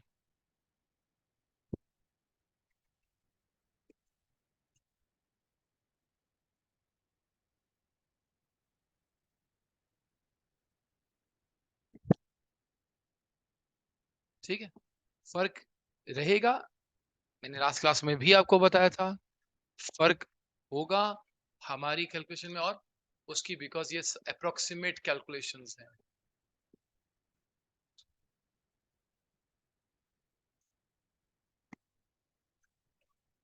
क्या समझ में नहीं आया? ये रहा आयरा, ब्रैकेट ओपन, जो 0 से कैश फ्लोज है वहां से लेकर आखिर तक cash flows, bracket close, enter, बस।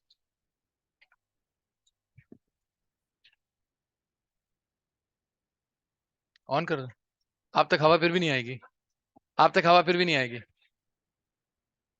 आपके पास सिर्फ शोर आएगा, हवा नहीं आएगी। नहीं होगा, इत्तेफाक नहीं होगा, बहुत शोर हो जाएगा यार, क्लास ऐसी डिस्टर्ब होगी।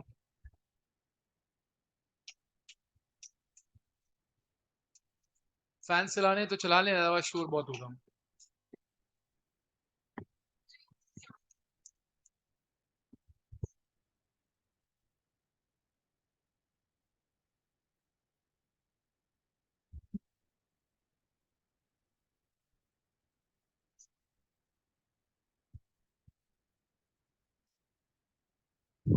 अज्यूम नहीं करेगा, वो करता है ट्रायल एंड एरर, वो ट्राई करता रहता है जब तक 0 एनपीवी नहीं आता।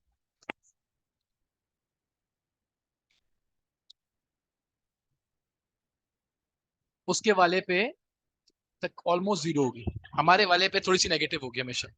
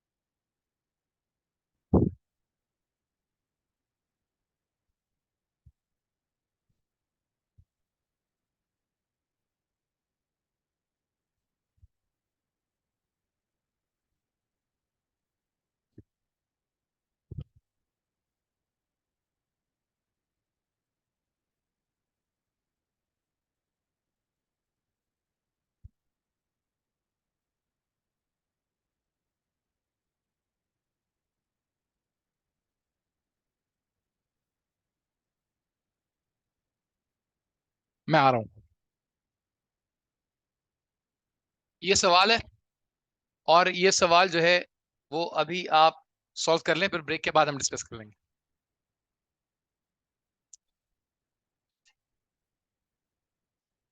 अच्छा, इसमें सिर्फ एक चीज ऐड होगी, वो है इन्फ्लेशन, बस। इन्फ्लेशन से मुराद ये है कि अगर फॉर एग्जांपल ये प्राइस दी हुई है ना 20, प्राइस दी हुई है 20, सुन ले सब, लेकिन उसके आगे क्या लिखा हुआ है,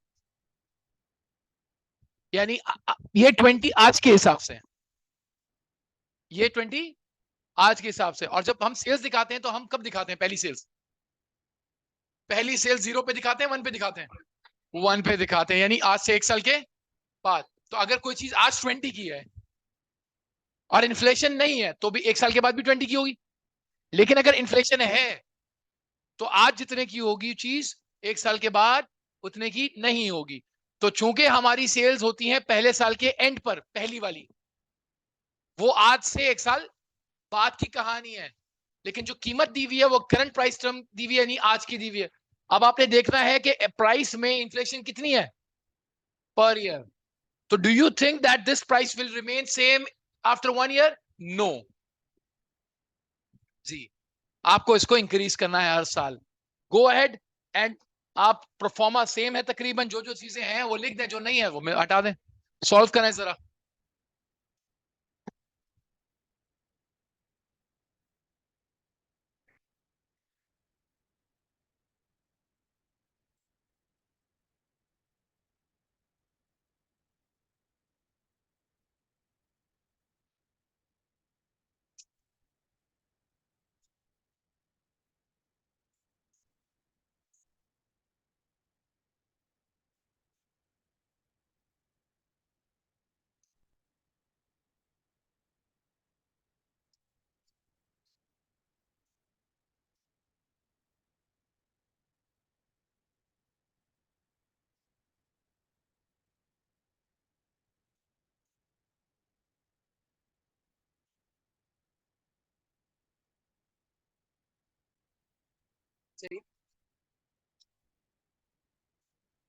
इन्फ्लेशन का रेट दिया हुआ है, कॉस्ट के लिए इन्फ्लेशन का रेट दिया हुआ है, दिया हुआ है। किसका दिया हुआ है? फिक्स का दिया हुआ है, वेरिएबल का दिया हुआ है? कहाँ लिखा वेरिएबल? पढ़ो जुमला पूरा पढ़ो। ऑपरेटिंग कॉस्ट का बोला हुआ, ऑपरेटिंग कॉस्ट आप कैसे सिर्फ वेरिएबल मान लो? जब वो मेंशन नहीं कर रहा तो आप ये देखो।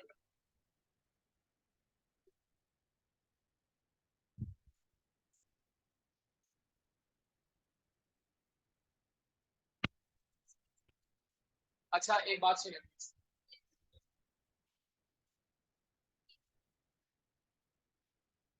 वो एक सीईओ से इंटरव्यू में, इंटरव्यू था, मैंने देख रहा था, उससे सवाल पूछा कि what is the reason of your success, तो उसने कहा टू वर्ड्स। उसने कहा क्या? Right decisions. और उसने कहा कि राइट डिसीजंस तक कैसे पहुंचा जाए, उसने कहा टू वर्ड्स, रॉन्ग डिसीजंस। मतलब आप रॉन्ग डिसीजंस के थ्रू आप राइट डिसीजंस तक पहुंचते हो, और राइट डिसीजंस के थ्रू आप सक्सेस तक पहुंचते हो। और मैंने इसको थोड़ा सा मॉडिफाई किया है, एग्जाम में कामयाबी के लिए राइट आंसर्स, और राइट आंसर्स तक पहुंचने के लिए रॉन्ग आंसर्स। द प्रॉब्लम क्या है? प्रॉब्लम यह है कि आप रॉन्ग आंसर्स को अवॉइड करते हो प्रैक्टिस के दौरान, दूसरों से पूछकर। So you are actually skipping that step जो राइट आंसर तक जाता है। आप डर के ना उससे पूछो तो क्या करूं, वो गलती करने से पहले आप अगले से पूछ लेते हो। इसका मतलब आपने सीखा नहीं है, आपने उस गलती को डेफर कर दिया एग्जाम के लिए। क्यों डर रहे हो? कर लो गलती, क्यों पूछ रहे हो किसी से? when you will make a mistake you will remember it, and if you avoid the mistake you will always make a mistake. It's just that you have deferred it for the future. Don't avoid making a mistake. हो रही है ना गलती, फिर करें, करके सीखें, फिर ना करें, अवॉइड नहीं करें। मैं आपको सवाल इसलिए थोड़ी दे रहा हूं कि आप साथ वाले से पूछ लो, उससे अच्छा तो मैं इंशाल्लाह बता दूंगा, तो मैं डायरेक्टली करा देता हूं भाई। मैं इसलिए आपको दे रहा हूं so that you should try it your self. आप खुद ट्राई करो, गलती करो। पहला सवाल था, जितनी चाहे गलतियां करो, अच्छा है, दोबारा नहीं करोगे इंशाल्लाह। सही है, दोबारा नहीं करोगे वो गलती जो अभी कर लोगे, अच्छा है अभी कर लो। सब आपकी चॉइस है भाई। इसीलिए मैं क्लास की प्रैक्टिस के अगेंस्ट हूं। क्लास में यही होगा, चाहे कुछ मैं आपको बोलता रहूं, उल्टा लटक के बोलता रहूं, पैर पड़ जाऊं आपके, कि खुदा का वास्ता है नहीं करना, आप फिर भी करोगे। तो इसलिए मैं कहता हूं घर पे आराम से सुकून से बैठो, वहां करना भी चाहोगे तो कोई होगा नहीं, बस सिर्फ सोल्यूशन होता है, वहां से अब नहीं रोक पाता हूं। सो जब क्वेश्चन की प्रैक्टिस करने बैठो, पहले अपने आप को पूरा मौका दो। Do it and make a mistake, it's okay. जब सॉल्व, जब आप ट्राई कर चुके, गलतियां कर चुके, फिर उसके बाद भले पूछ लो यार, इस ये मैंने से ये किया था, मुझे समझ में नहीं आ रहा है, ऐसा करना था या नहीं करना था, बता दो, फिर ठीक है, it make sense. So next time जब आपको मैं क्वेश्चन दूं, अपने ऊपर ये लाजिम कर दो कि खुद ट्राई करूं। ठीक है? सो इसमें मैंने क्यों दिया ये सवाल आपको? इसलिए दिया कि इसमें अभी आप बहुत सारी गलतियां करोगे, और मत पूछो मुझसे ना किसी से, आप कर लो गलती, आपको जो समझ में आता है वो करो। आपको समझ में आ रहा है पहले साल इन्फ्लेशन लगानी है नहीं लगानी, आपको क्या लग रहा है? आप अपनी लॉजिक लगाओ ना, अपनी लॉजिक भी तो इंप्रूव करो। एग्जाम में आप जितना अच्छा पढ़ के चले जाओ, कुछ चीजें ऐसी होंगी जो एग्जाम में आपको उस वक्त अपना अंदाजा, अपनी लॉजिक लगा के भी सॉल्व करना पड़ता है. Develop that logic sense. Don't ask me before you apply your own logic. लगा लो लॉजिक, आप सोच लो यार पहले साल में लगाऊं नहीं लगाऊं, जो भी आपकी लॉजिक है सही हो गलत हो, यूज इट अपने दिमाग से. गलत होगा ना तो याद रह जाएगा कि अच्छा ये पहले भी मैं लॉजिक लगा चुका हूं, ये नहीं था सही, अब चेंज कर देता हूं. सो हर हर चीज अपने दिमाग से करते जाओ. जो आपका दिमाग आपको बता रहा है उसको उसको सोच के करते चले जाओ. फिर जब मैं करवाऊं फिर बैठो और देखो, हाँ ये गलती हुई, इसको मार्क कर लो, क्यों हुई नोट कर लो, ये गलती क्यों हुई. इसका बड़ा क्या फायदा होगा. इसका फायदा ये होगा कि क्योंकि अभी आपने किसी से पूछा नहीं ना, तो जब मैं पढ़ा रहा हूँ, मैं सॉल्व करा रहा हूँ, तो आप बहुत ध्यान से सुनोगे क्योंकि आपने अब अपनी गलतियां आइडेंटिफाई करनी है. अब इससे पहले किसी से पूछा ही नहीं आपने, तो you will listen very attentively to whatever I say. एक एक पॉइंट आप देख रहे होगे क्योंकि हर हर पॉइंट से आप गुजरे हो. आप नोट करते जाओगे, अच्छा ये गलती है, ये गलती, ये गलती. आप अगले क्वेश्चन में जाओगे तो उसमें से हो सकता है एक दो और रिपीट कर दो भूलने की वजह से. पता तो होगा लेकिन भूल जाओगे, फिर रिपीट कर, फिर गलती कर जाओगे, लेकिन एक दो गलतियां ऐसी होंगी जो सुधर जाएंगी. एंड तीन चार क्वेश्चंस के बाद वो रिपीटेटिव कैलकुलेशन जो है ना उसमें गलतियां होना बंद हो जाएंगी. सो अब के बाद से जब भी क्वेश्चन दूं करने को, खुद सॉल्व कर, don't discuss with anyone. Break ले लें, ब्रेक के बाद फिर मैं सवाल आपको करवा रहा हूँ. ठीक है, और फिर जब मैं करवाने लगूं तो अपना सोल्यूशन सामने रखें और एज एन एग्जामिनर जो है ना उसको चेक करते चले. ठीक है, चेक करते जाएं और गलतियां आइडेंटिफाई करते जाएं. 5 बज रहे हैं, 20 मिनट, 5:20 पे वापस आ जाएगा.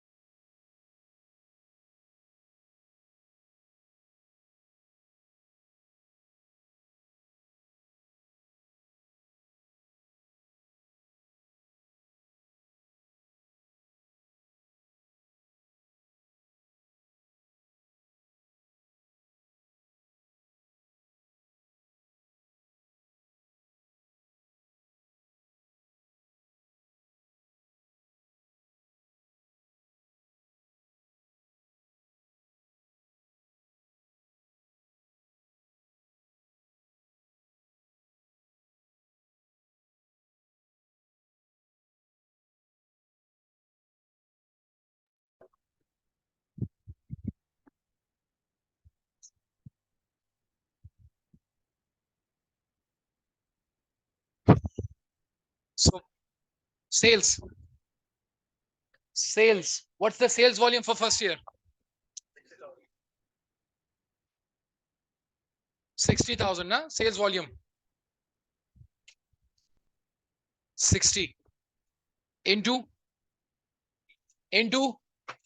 20, but 20 जो है वो विदाउट इन्फ्लेशन है. We have to insert inflation, right? कितना परसेंट है?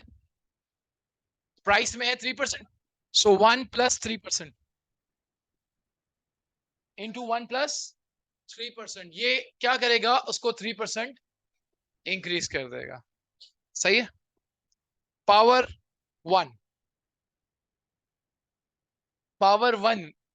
क्यों लगाई है? पहले साल के अंदर नहीं समझ में आएगी, लेकिन क्या फर्क पड़ेगा? पावर 1 हो या ना हो, तो फिलहाल फर्क नहीं पड़ेगा, तो लगा देते हैं 1236. यही फिगर है आपके पास. अब मैं इसको कंट्रोल C करके आगे क्या कर देता हूं? पेस्ट कर देता हूं. मैंने पहले साल के, यहां देखें प्लीज आप लोग.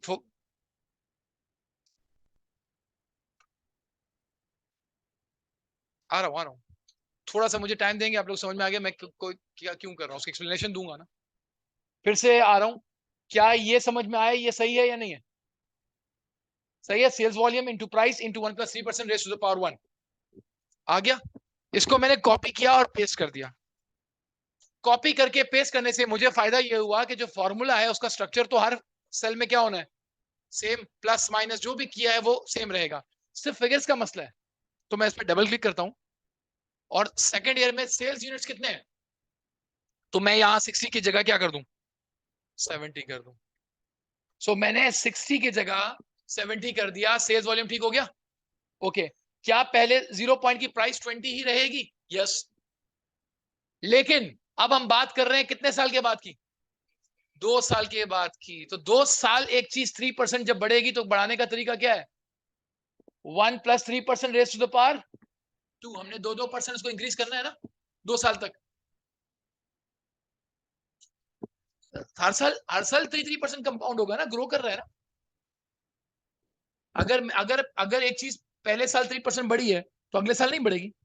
बढ़ेगी तो किस वाली वैल्यू में 3% ऐड होगा? जो सेकंड फर्स्ट ईयर के एंड की है ना, वो और बढ़ेगी 3%. तो कंपाउंडिंग हो रही होगी ना. सो मैंने पावर लगा दी. होगा. ठीक है. अच्छा, अगर इस तरह नहीं तो इस तरह देख लें. मुझे पता है प्राइस पहले 0 पे कितनी है? 20. अगले साल कितनी होनी चाहिए? इससे 3% ज्यादा. 1.03. कितनी? 20.6. सेकेंड ईयर पे किसका 3% ऐड करना है? इसका ना. तो इसको इंटू 1.03 करूं तो कितना आएगा? सही है. और ये करने की बजाय अगर मैं 20 को 1 + 3% करके रेज़ टू द पावर 2 कर दूं तो डायरेक्ट नहीं आ जाएगी? ये रही. So if I use the power, वो मुझे डायरेक्टली 2 साल के बाद की वैल्यू दे देगा. यही काम मैंने यहां किया हुआ है. 20 into 1 + 3% raise to the power 2. तो 2 साल तक उसने मेरी प्राइस इन्फ्लेट करके बता दी कि 2 साल के बाद जो प्राइस होगी वो क्या आएगी, वो आ गई. उसके बाद इधर आऊं. 60 की बजाय वॉल्यूम क्या लिखूं? 120. 20 एज इट इज. ये एज इट इज. और ये भी चेंज करने की जरूरत नहीं, उसने ऑलरेडी पावर 3 कर दिया. तो मुझे कॉपी करने से फायदा ये हुआ कि मुझे सिर्फ क्या चेंज करनी है? सेल्स वॉल्यूम चेंज करना है. बाकी पूरा फॉर्मूला, उसका सारा स्ट्रक्चर क्या है? सेम है. तो it will save my time. मैं यहां आऊंगा डायरेक्ट. कितना? 45. सही है. ओके. दोबारा आ रहा हूं. दोबारा करवा रहा हूं. देख लीजिए. Is equal to what? 60 into 20 into 1 + 3% power 1. सही है. Enter. 1236. Copy paste and double click करके जस्ट मुझे सेल्स वॉल्यूम चेंज करना है. 60 की जगह 70, 3 की जगह 120, 4 की जगह 45.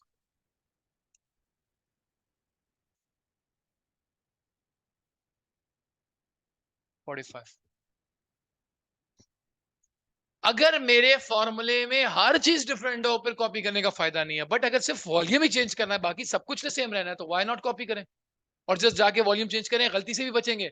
बार बार वही फॉर्मूला लगाओगे कहीं ना कहीं गलती कर जाओगे,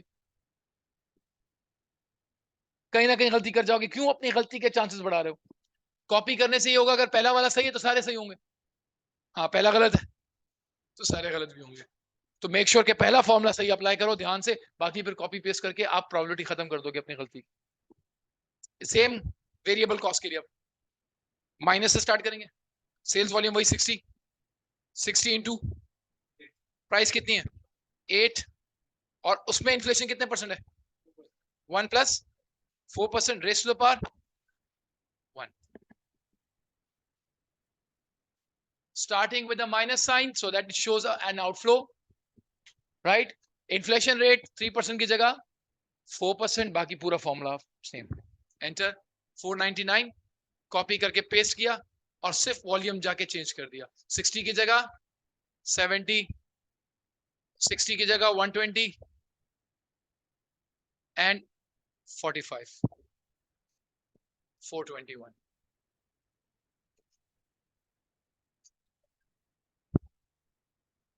ये वाला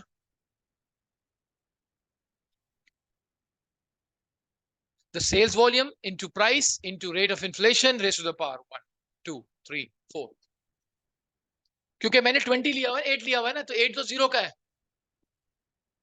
तो बार बार अगर 8 लूंगा तो फिर मुझे उतने साल के हिसाब से उसको इन्फ्लेट करना पड़ेगा, पावर लगानी पड़ेगी।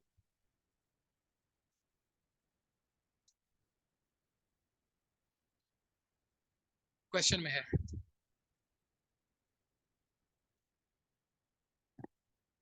एक्सपेक्टेड ऑपरेटिंग कॉस्ट इन्फ्लेशन, ये दोनों ऑपरेटिंग कॉस्ट है, ये देखो ना ऑपरेटिंग ऑपरेटिंग है दोनों। सो उसने ये नहीं बताया ये फिक्स है या वो है, तो इसका मतलब दोनों ऑपरेटिंग कॉस्ट पे अप्लाई हो रहा है। जब फिक्स्ड और वेरिएबल की इन्फ्लेशन अलग अलग होगी तो वो अलग अलग लिखेगा, ठीक है जी। थोड़ा सा जोर से बोलेंगे, मुझे आवाज नहीं आ रही। क्या करें?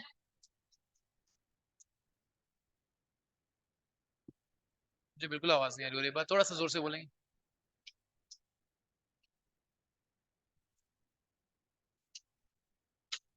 हर साल की अलग प्राइस निकालें, हाँ कर सकते।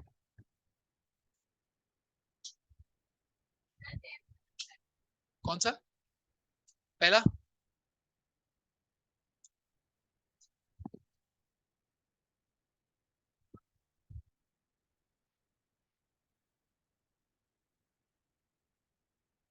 ठीक है, okay let's now fix cost उठाते हैं।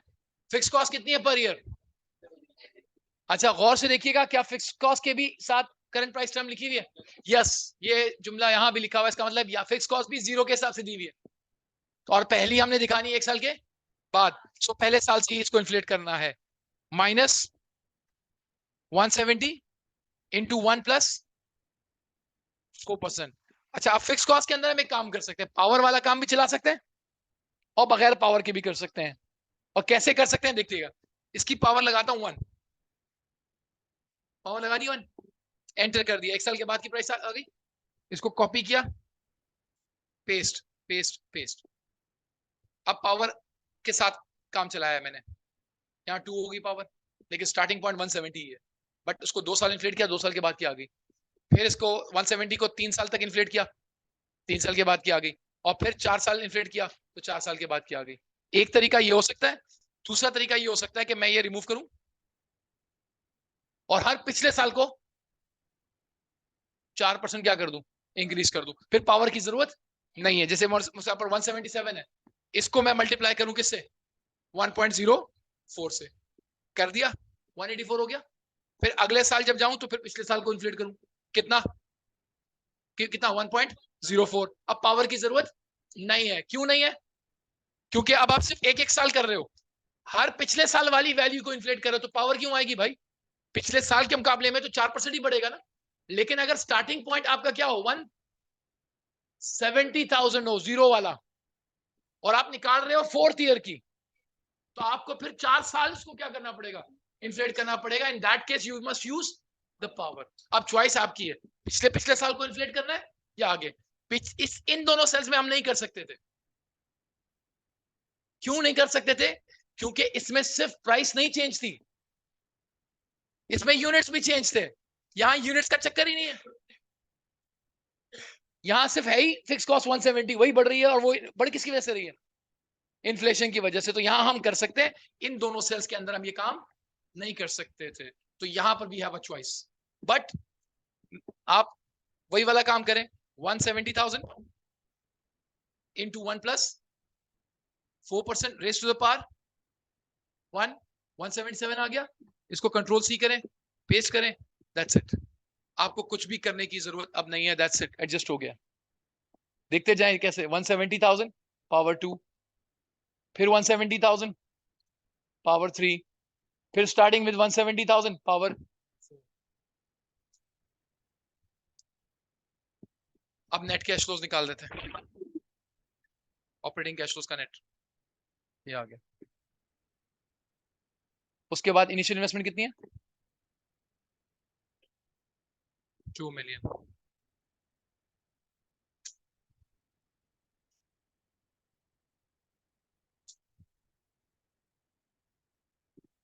और स्क्रैप वैल्यू है,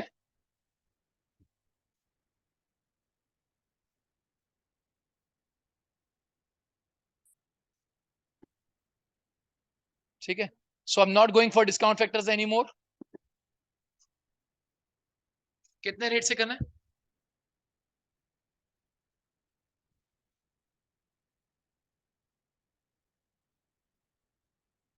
देख लीजिए, NPV 10% discount rate from year 1 till end, and then plus initial investment.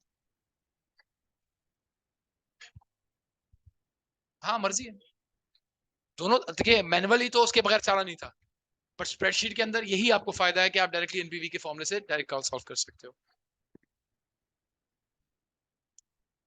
368,000 net present value 368,000।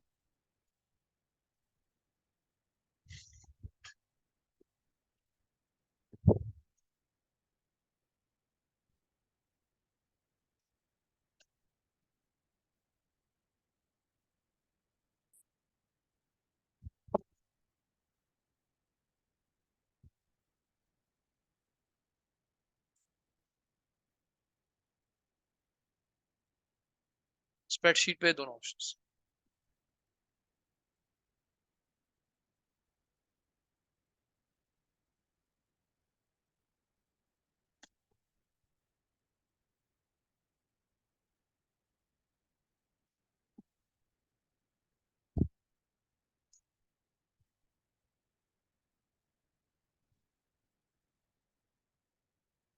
अच्छा, यहाँ आप लैपटॉप लाएं ना लाएं, ऑब्वियसली मैं सबको नहीं बोल सकता हूँ, कोई कैरी कर पा रहा होगा, कोई नहीं कर पा रहा होगा, बट घर पे जाकर तो आपने एक्सेल पे ही करनी है प्रैक्टिस, ये याद रखिए। At home forget about that pain and paper.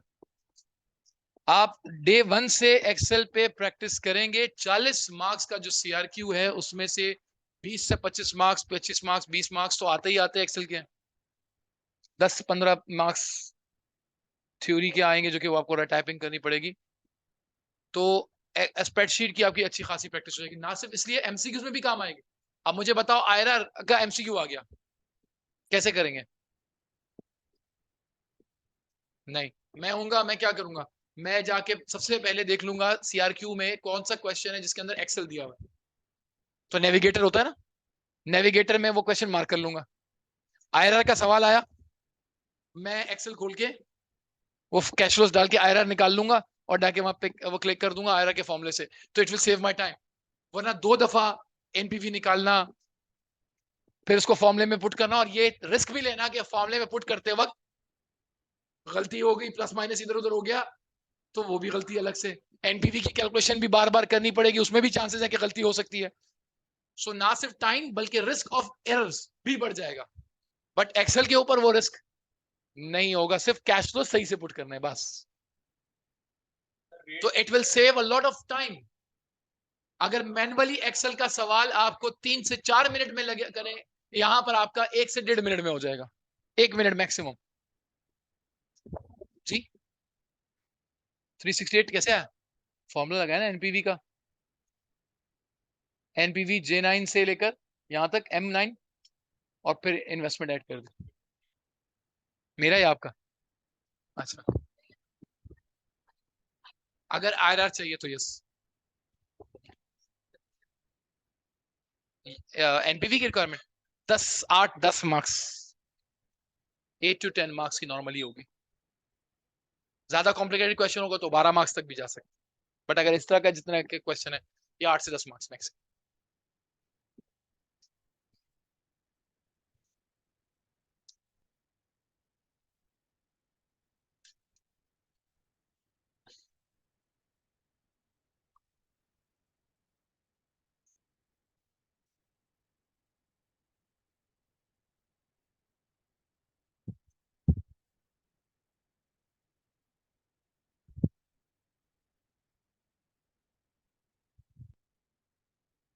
ये क्वेश्चन आपका होमवर्क है। अब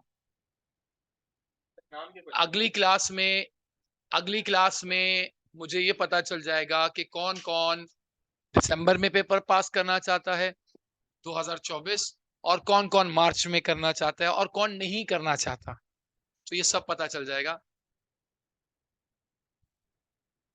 सो आप यूं समझे एग्जामिनर आपको आपका रिजल्ट बाद में बताएगा, मैं आपको नेक्स्ट क्लास में बता दूंगा।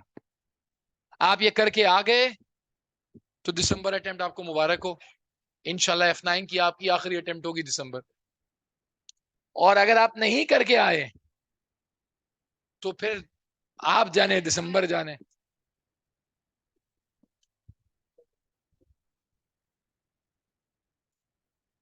जरूरी नहीं है कि ना हो, फिर भी हो सकता है पास, बट फिर मैं गारंटी नहीं कर सकता हूँ। इस केस में तो मैं गारंटी कर सकता हूँ। और ये क्वेश्चन रिपीट होगा 100% गारंटीड, और मैं हर सवाल में यही बोलूंगा। ठीक है, और इंशाल्लाह जब आप सारे सवाल करोगे तो आपको लगेगा ये रिपीट हुआ है। वार्डन कंपनी है, ऊपर लिखा हुआ होता है वो, ऊपर देखो। थोड़ी सी जहमत करनी पड़ेगी, इंशाल्लाह दिख जाएगा।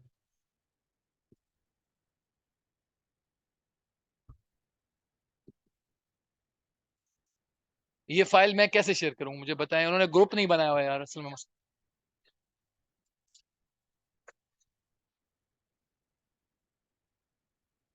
इतने सारे लोगों को कैसे करूं? एनपीवी निकाल, आईआरआर भी निकाल, एनपीवी भी निकाल। आप लोग हर सवाल में ये दोनों काम किया कर। किसमें निकाल के दिखाऊं? पहले ये क्वेश्चन देख लिया।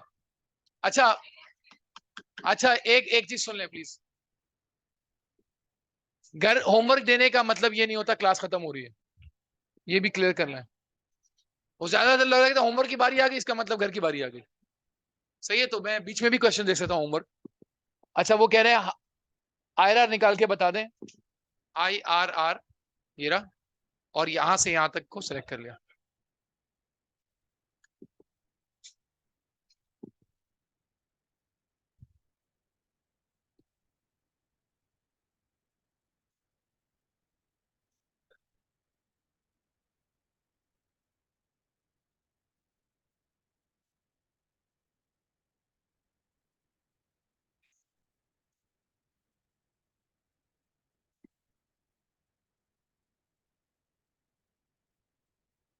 इसमें तो जरा डायरेक्ट आईआरआर और खुद कर रहा है जो भी करना है उसको।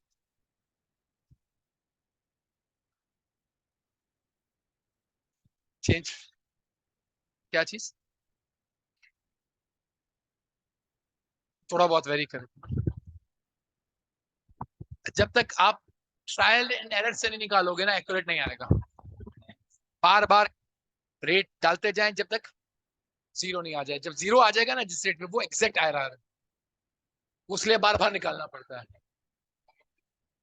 बहुत रेयर है।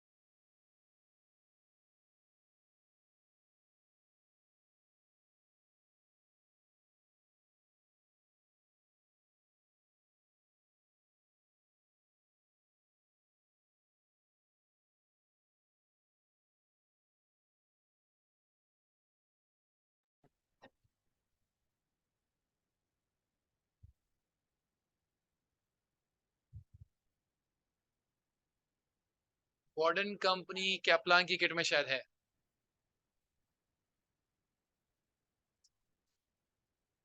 वो भी कराऊंगा।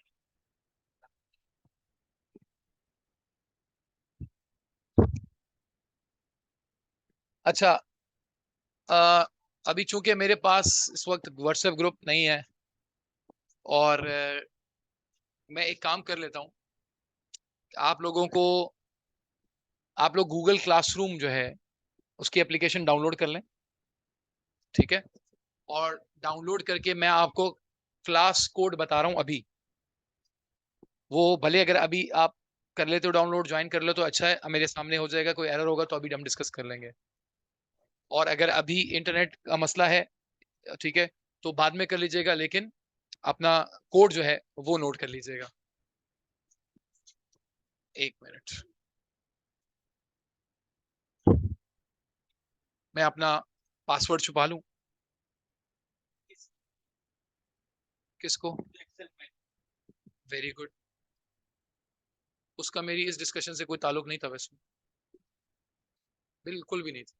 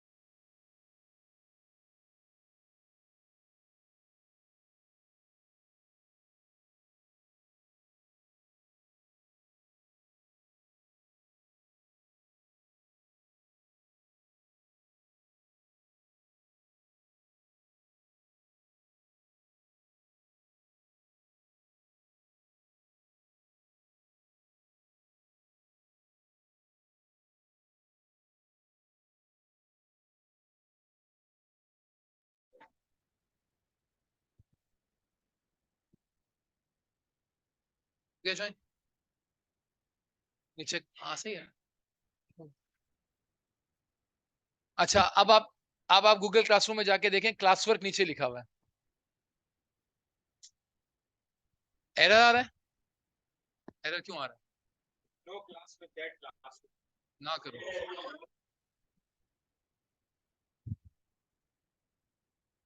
इन लोगों ने इंग्लिश पहले नहीं सुनी है कभी, थोड़ा सा इनके लिए अजीब लगा इनको। सेम है यार, ज्वाइन कर लिया कुछ स्टूडेंट्स ने। देख लीजिए आप, ये मेरे ख्याल से आई है। हाँ, तो IFD7O, ये एल है।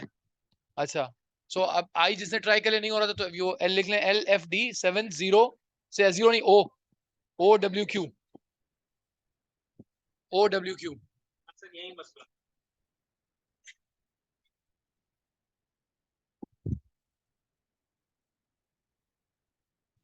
अच्छा, अब आप क्लास वर्क पे क्लिक करें तो कुछ नहीं होगा वहां पर। हाँ, अब देखिएगा जरा, अब मैं क्लास वर्क में चीज पोस्ट करने वाला हूँ, तो अब आपके पास यहाँ पर चीजें अपेयर हो रही होंगी, ठीक है। और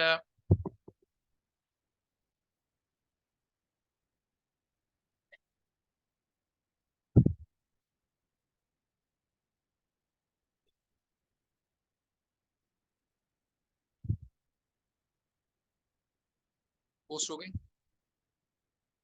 अब रिफ्रेश करके चेक कर लीजिए।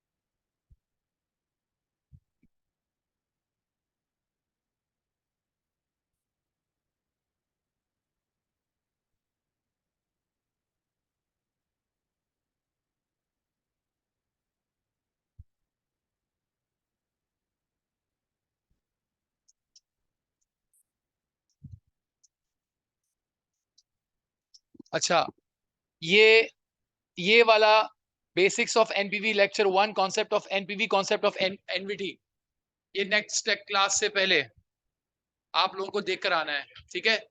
ये लेक्चर्स मैं अपलोड कर रहा हूँ, ये आपको देख कर आना है लाजमी। बस जो अपलोड कर रहा हूँ वो सब देख के आना, खत्म।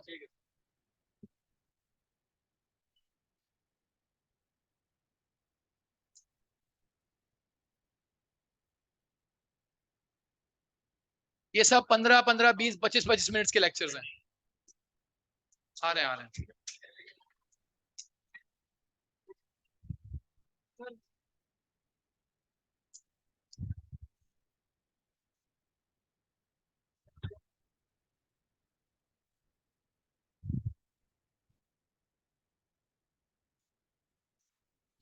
जी, शो नहीं हो रहा। क्लास वर्क पे क्लिक करें, ये तो टाइमलाइन है। क्लास वर्क कहाँ लिखा हुआ आ रहा है?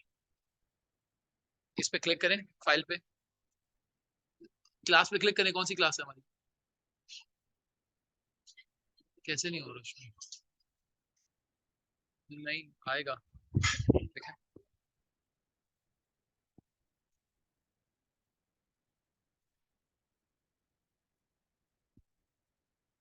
क्यों नहीं आ रहा?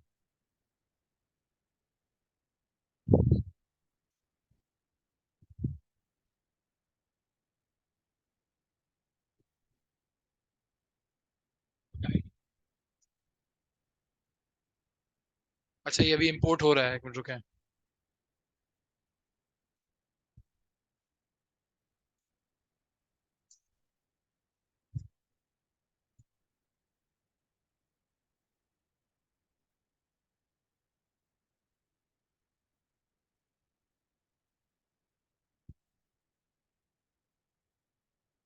अच्छा, ये अभी इन प्रोसेस है, हो जाएगा, ठीक है, ये हो जाएगा इंपोर्ट इंशाल्लाह। तो जैसे ये प्रोसेस कंप्लीट हो जाएगा, आपके पास सब सारे लेक्चर जो मैंने पोस्ट किए वो आ जाएंगे आपके पास। और ये जो फाइल है, ये भी मैं अपलोड कर दूंगा अभी, इसलिए चूंकि अभी नहीं हो पा रहा, तो जैसे ये हो जाएगा मैं ये फाइल जो है ये भी अपलोड कर दूंगा। आगे, हाँ।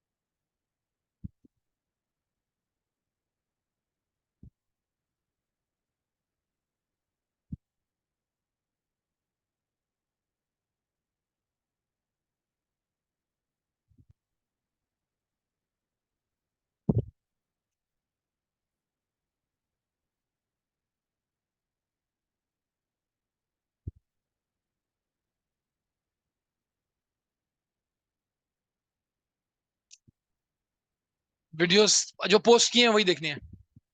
आप क्लास वर्क में जाओ, नहीं नहीं बहुत सारी थोड़ी है। क्लास वर्क में इन्वेस्टमेंट अप्रेजल आ रहा है, इन्वेस्टमेंट अप्रेजल में 4-5 वीडियोस ही हैं। ये 30-30, 25-25, 20-20 मिनट की हैं। 2 दिन है आपके पास।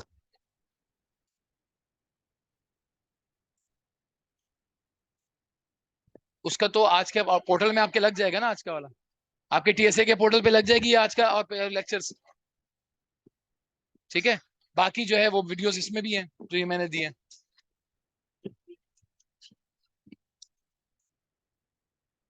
3 to 6, सिर्फ सैटरडे वाले दिन सुबह है, बाकी 3 से 6 है दोनों दिन।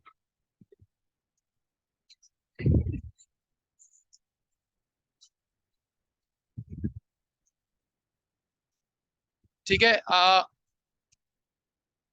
अब के बाद से अब के बाद से चूंकि you people are on the Google classroom now, तो नोट्स नोट्स हार्ड कॉपी में भी दे दूंगा, वहां पर भी अपलोड हो जाए करेंगे। ठीक है, जो एक्सेल के ऊपर मैंने काम देना है वो मैं एक्सेल की वर्कशीट अपलोड कर दिया करूंगा। आप जब लैपटॉप यहाँ लेकर आएंगे तो आप घर से डाउनलोड करके आ जाए कर, ताकि आपको अगर यहाँ इंटरनेट ना भी हो, इशू भी हो, तो आपके पास डाउनलोडेड फॉर्म में वो हो। ठीक है।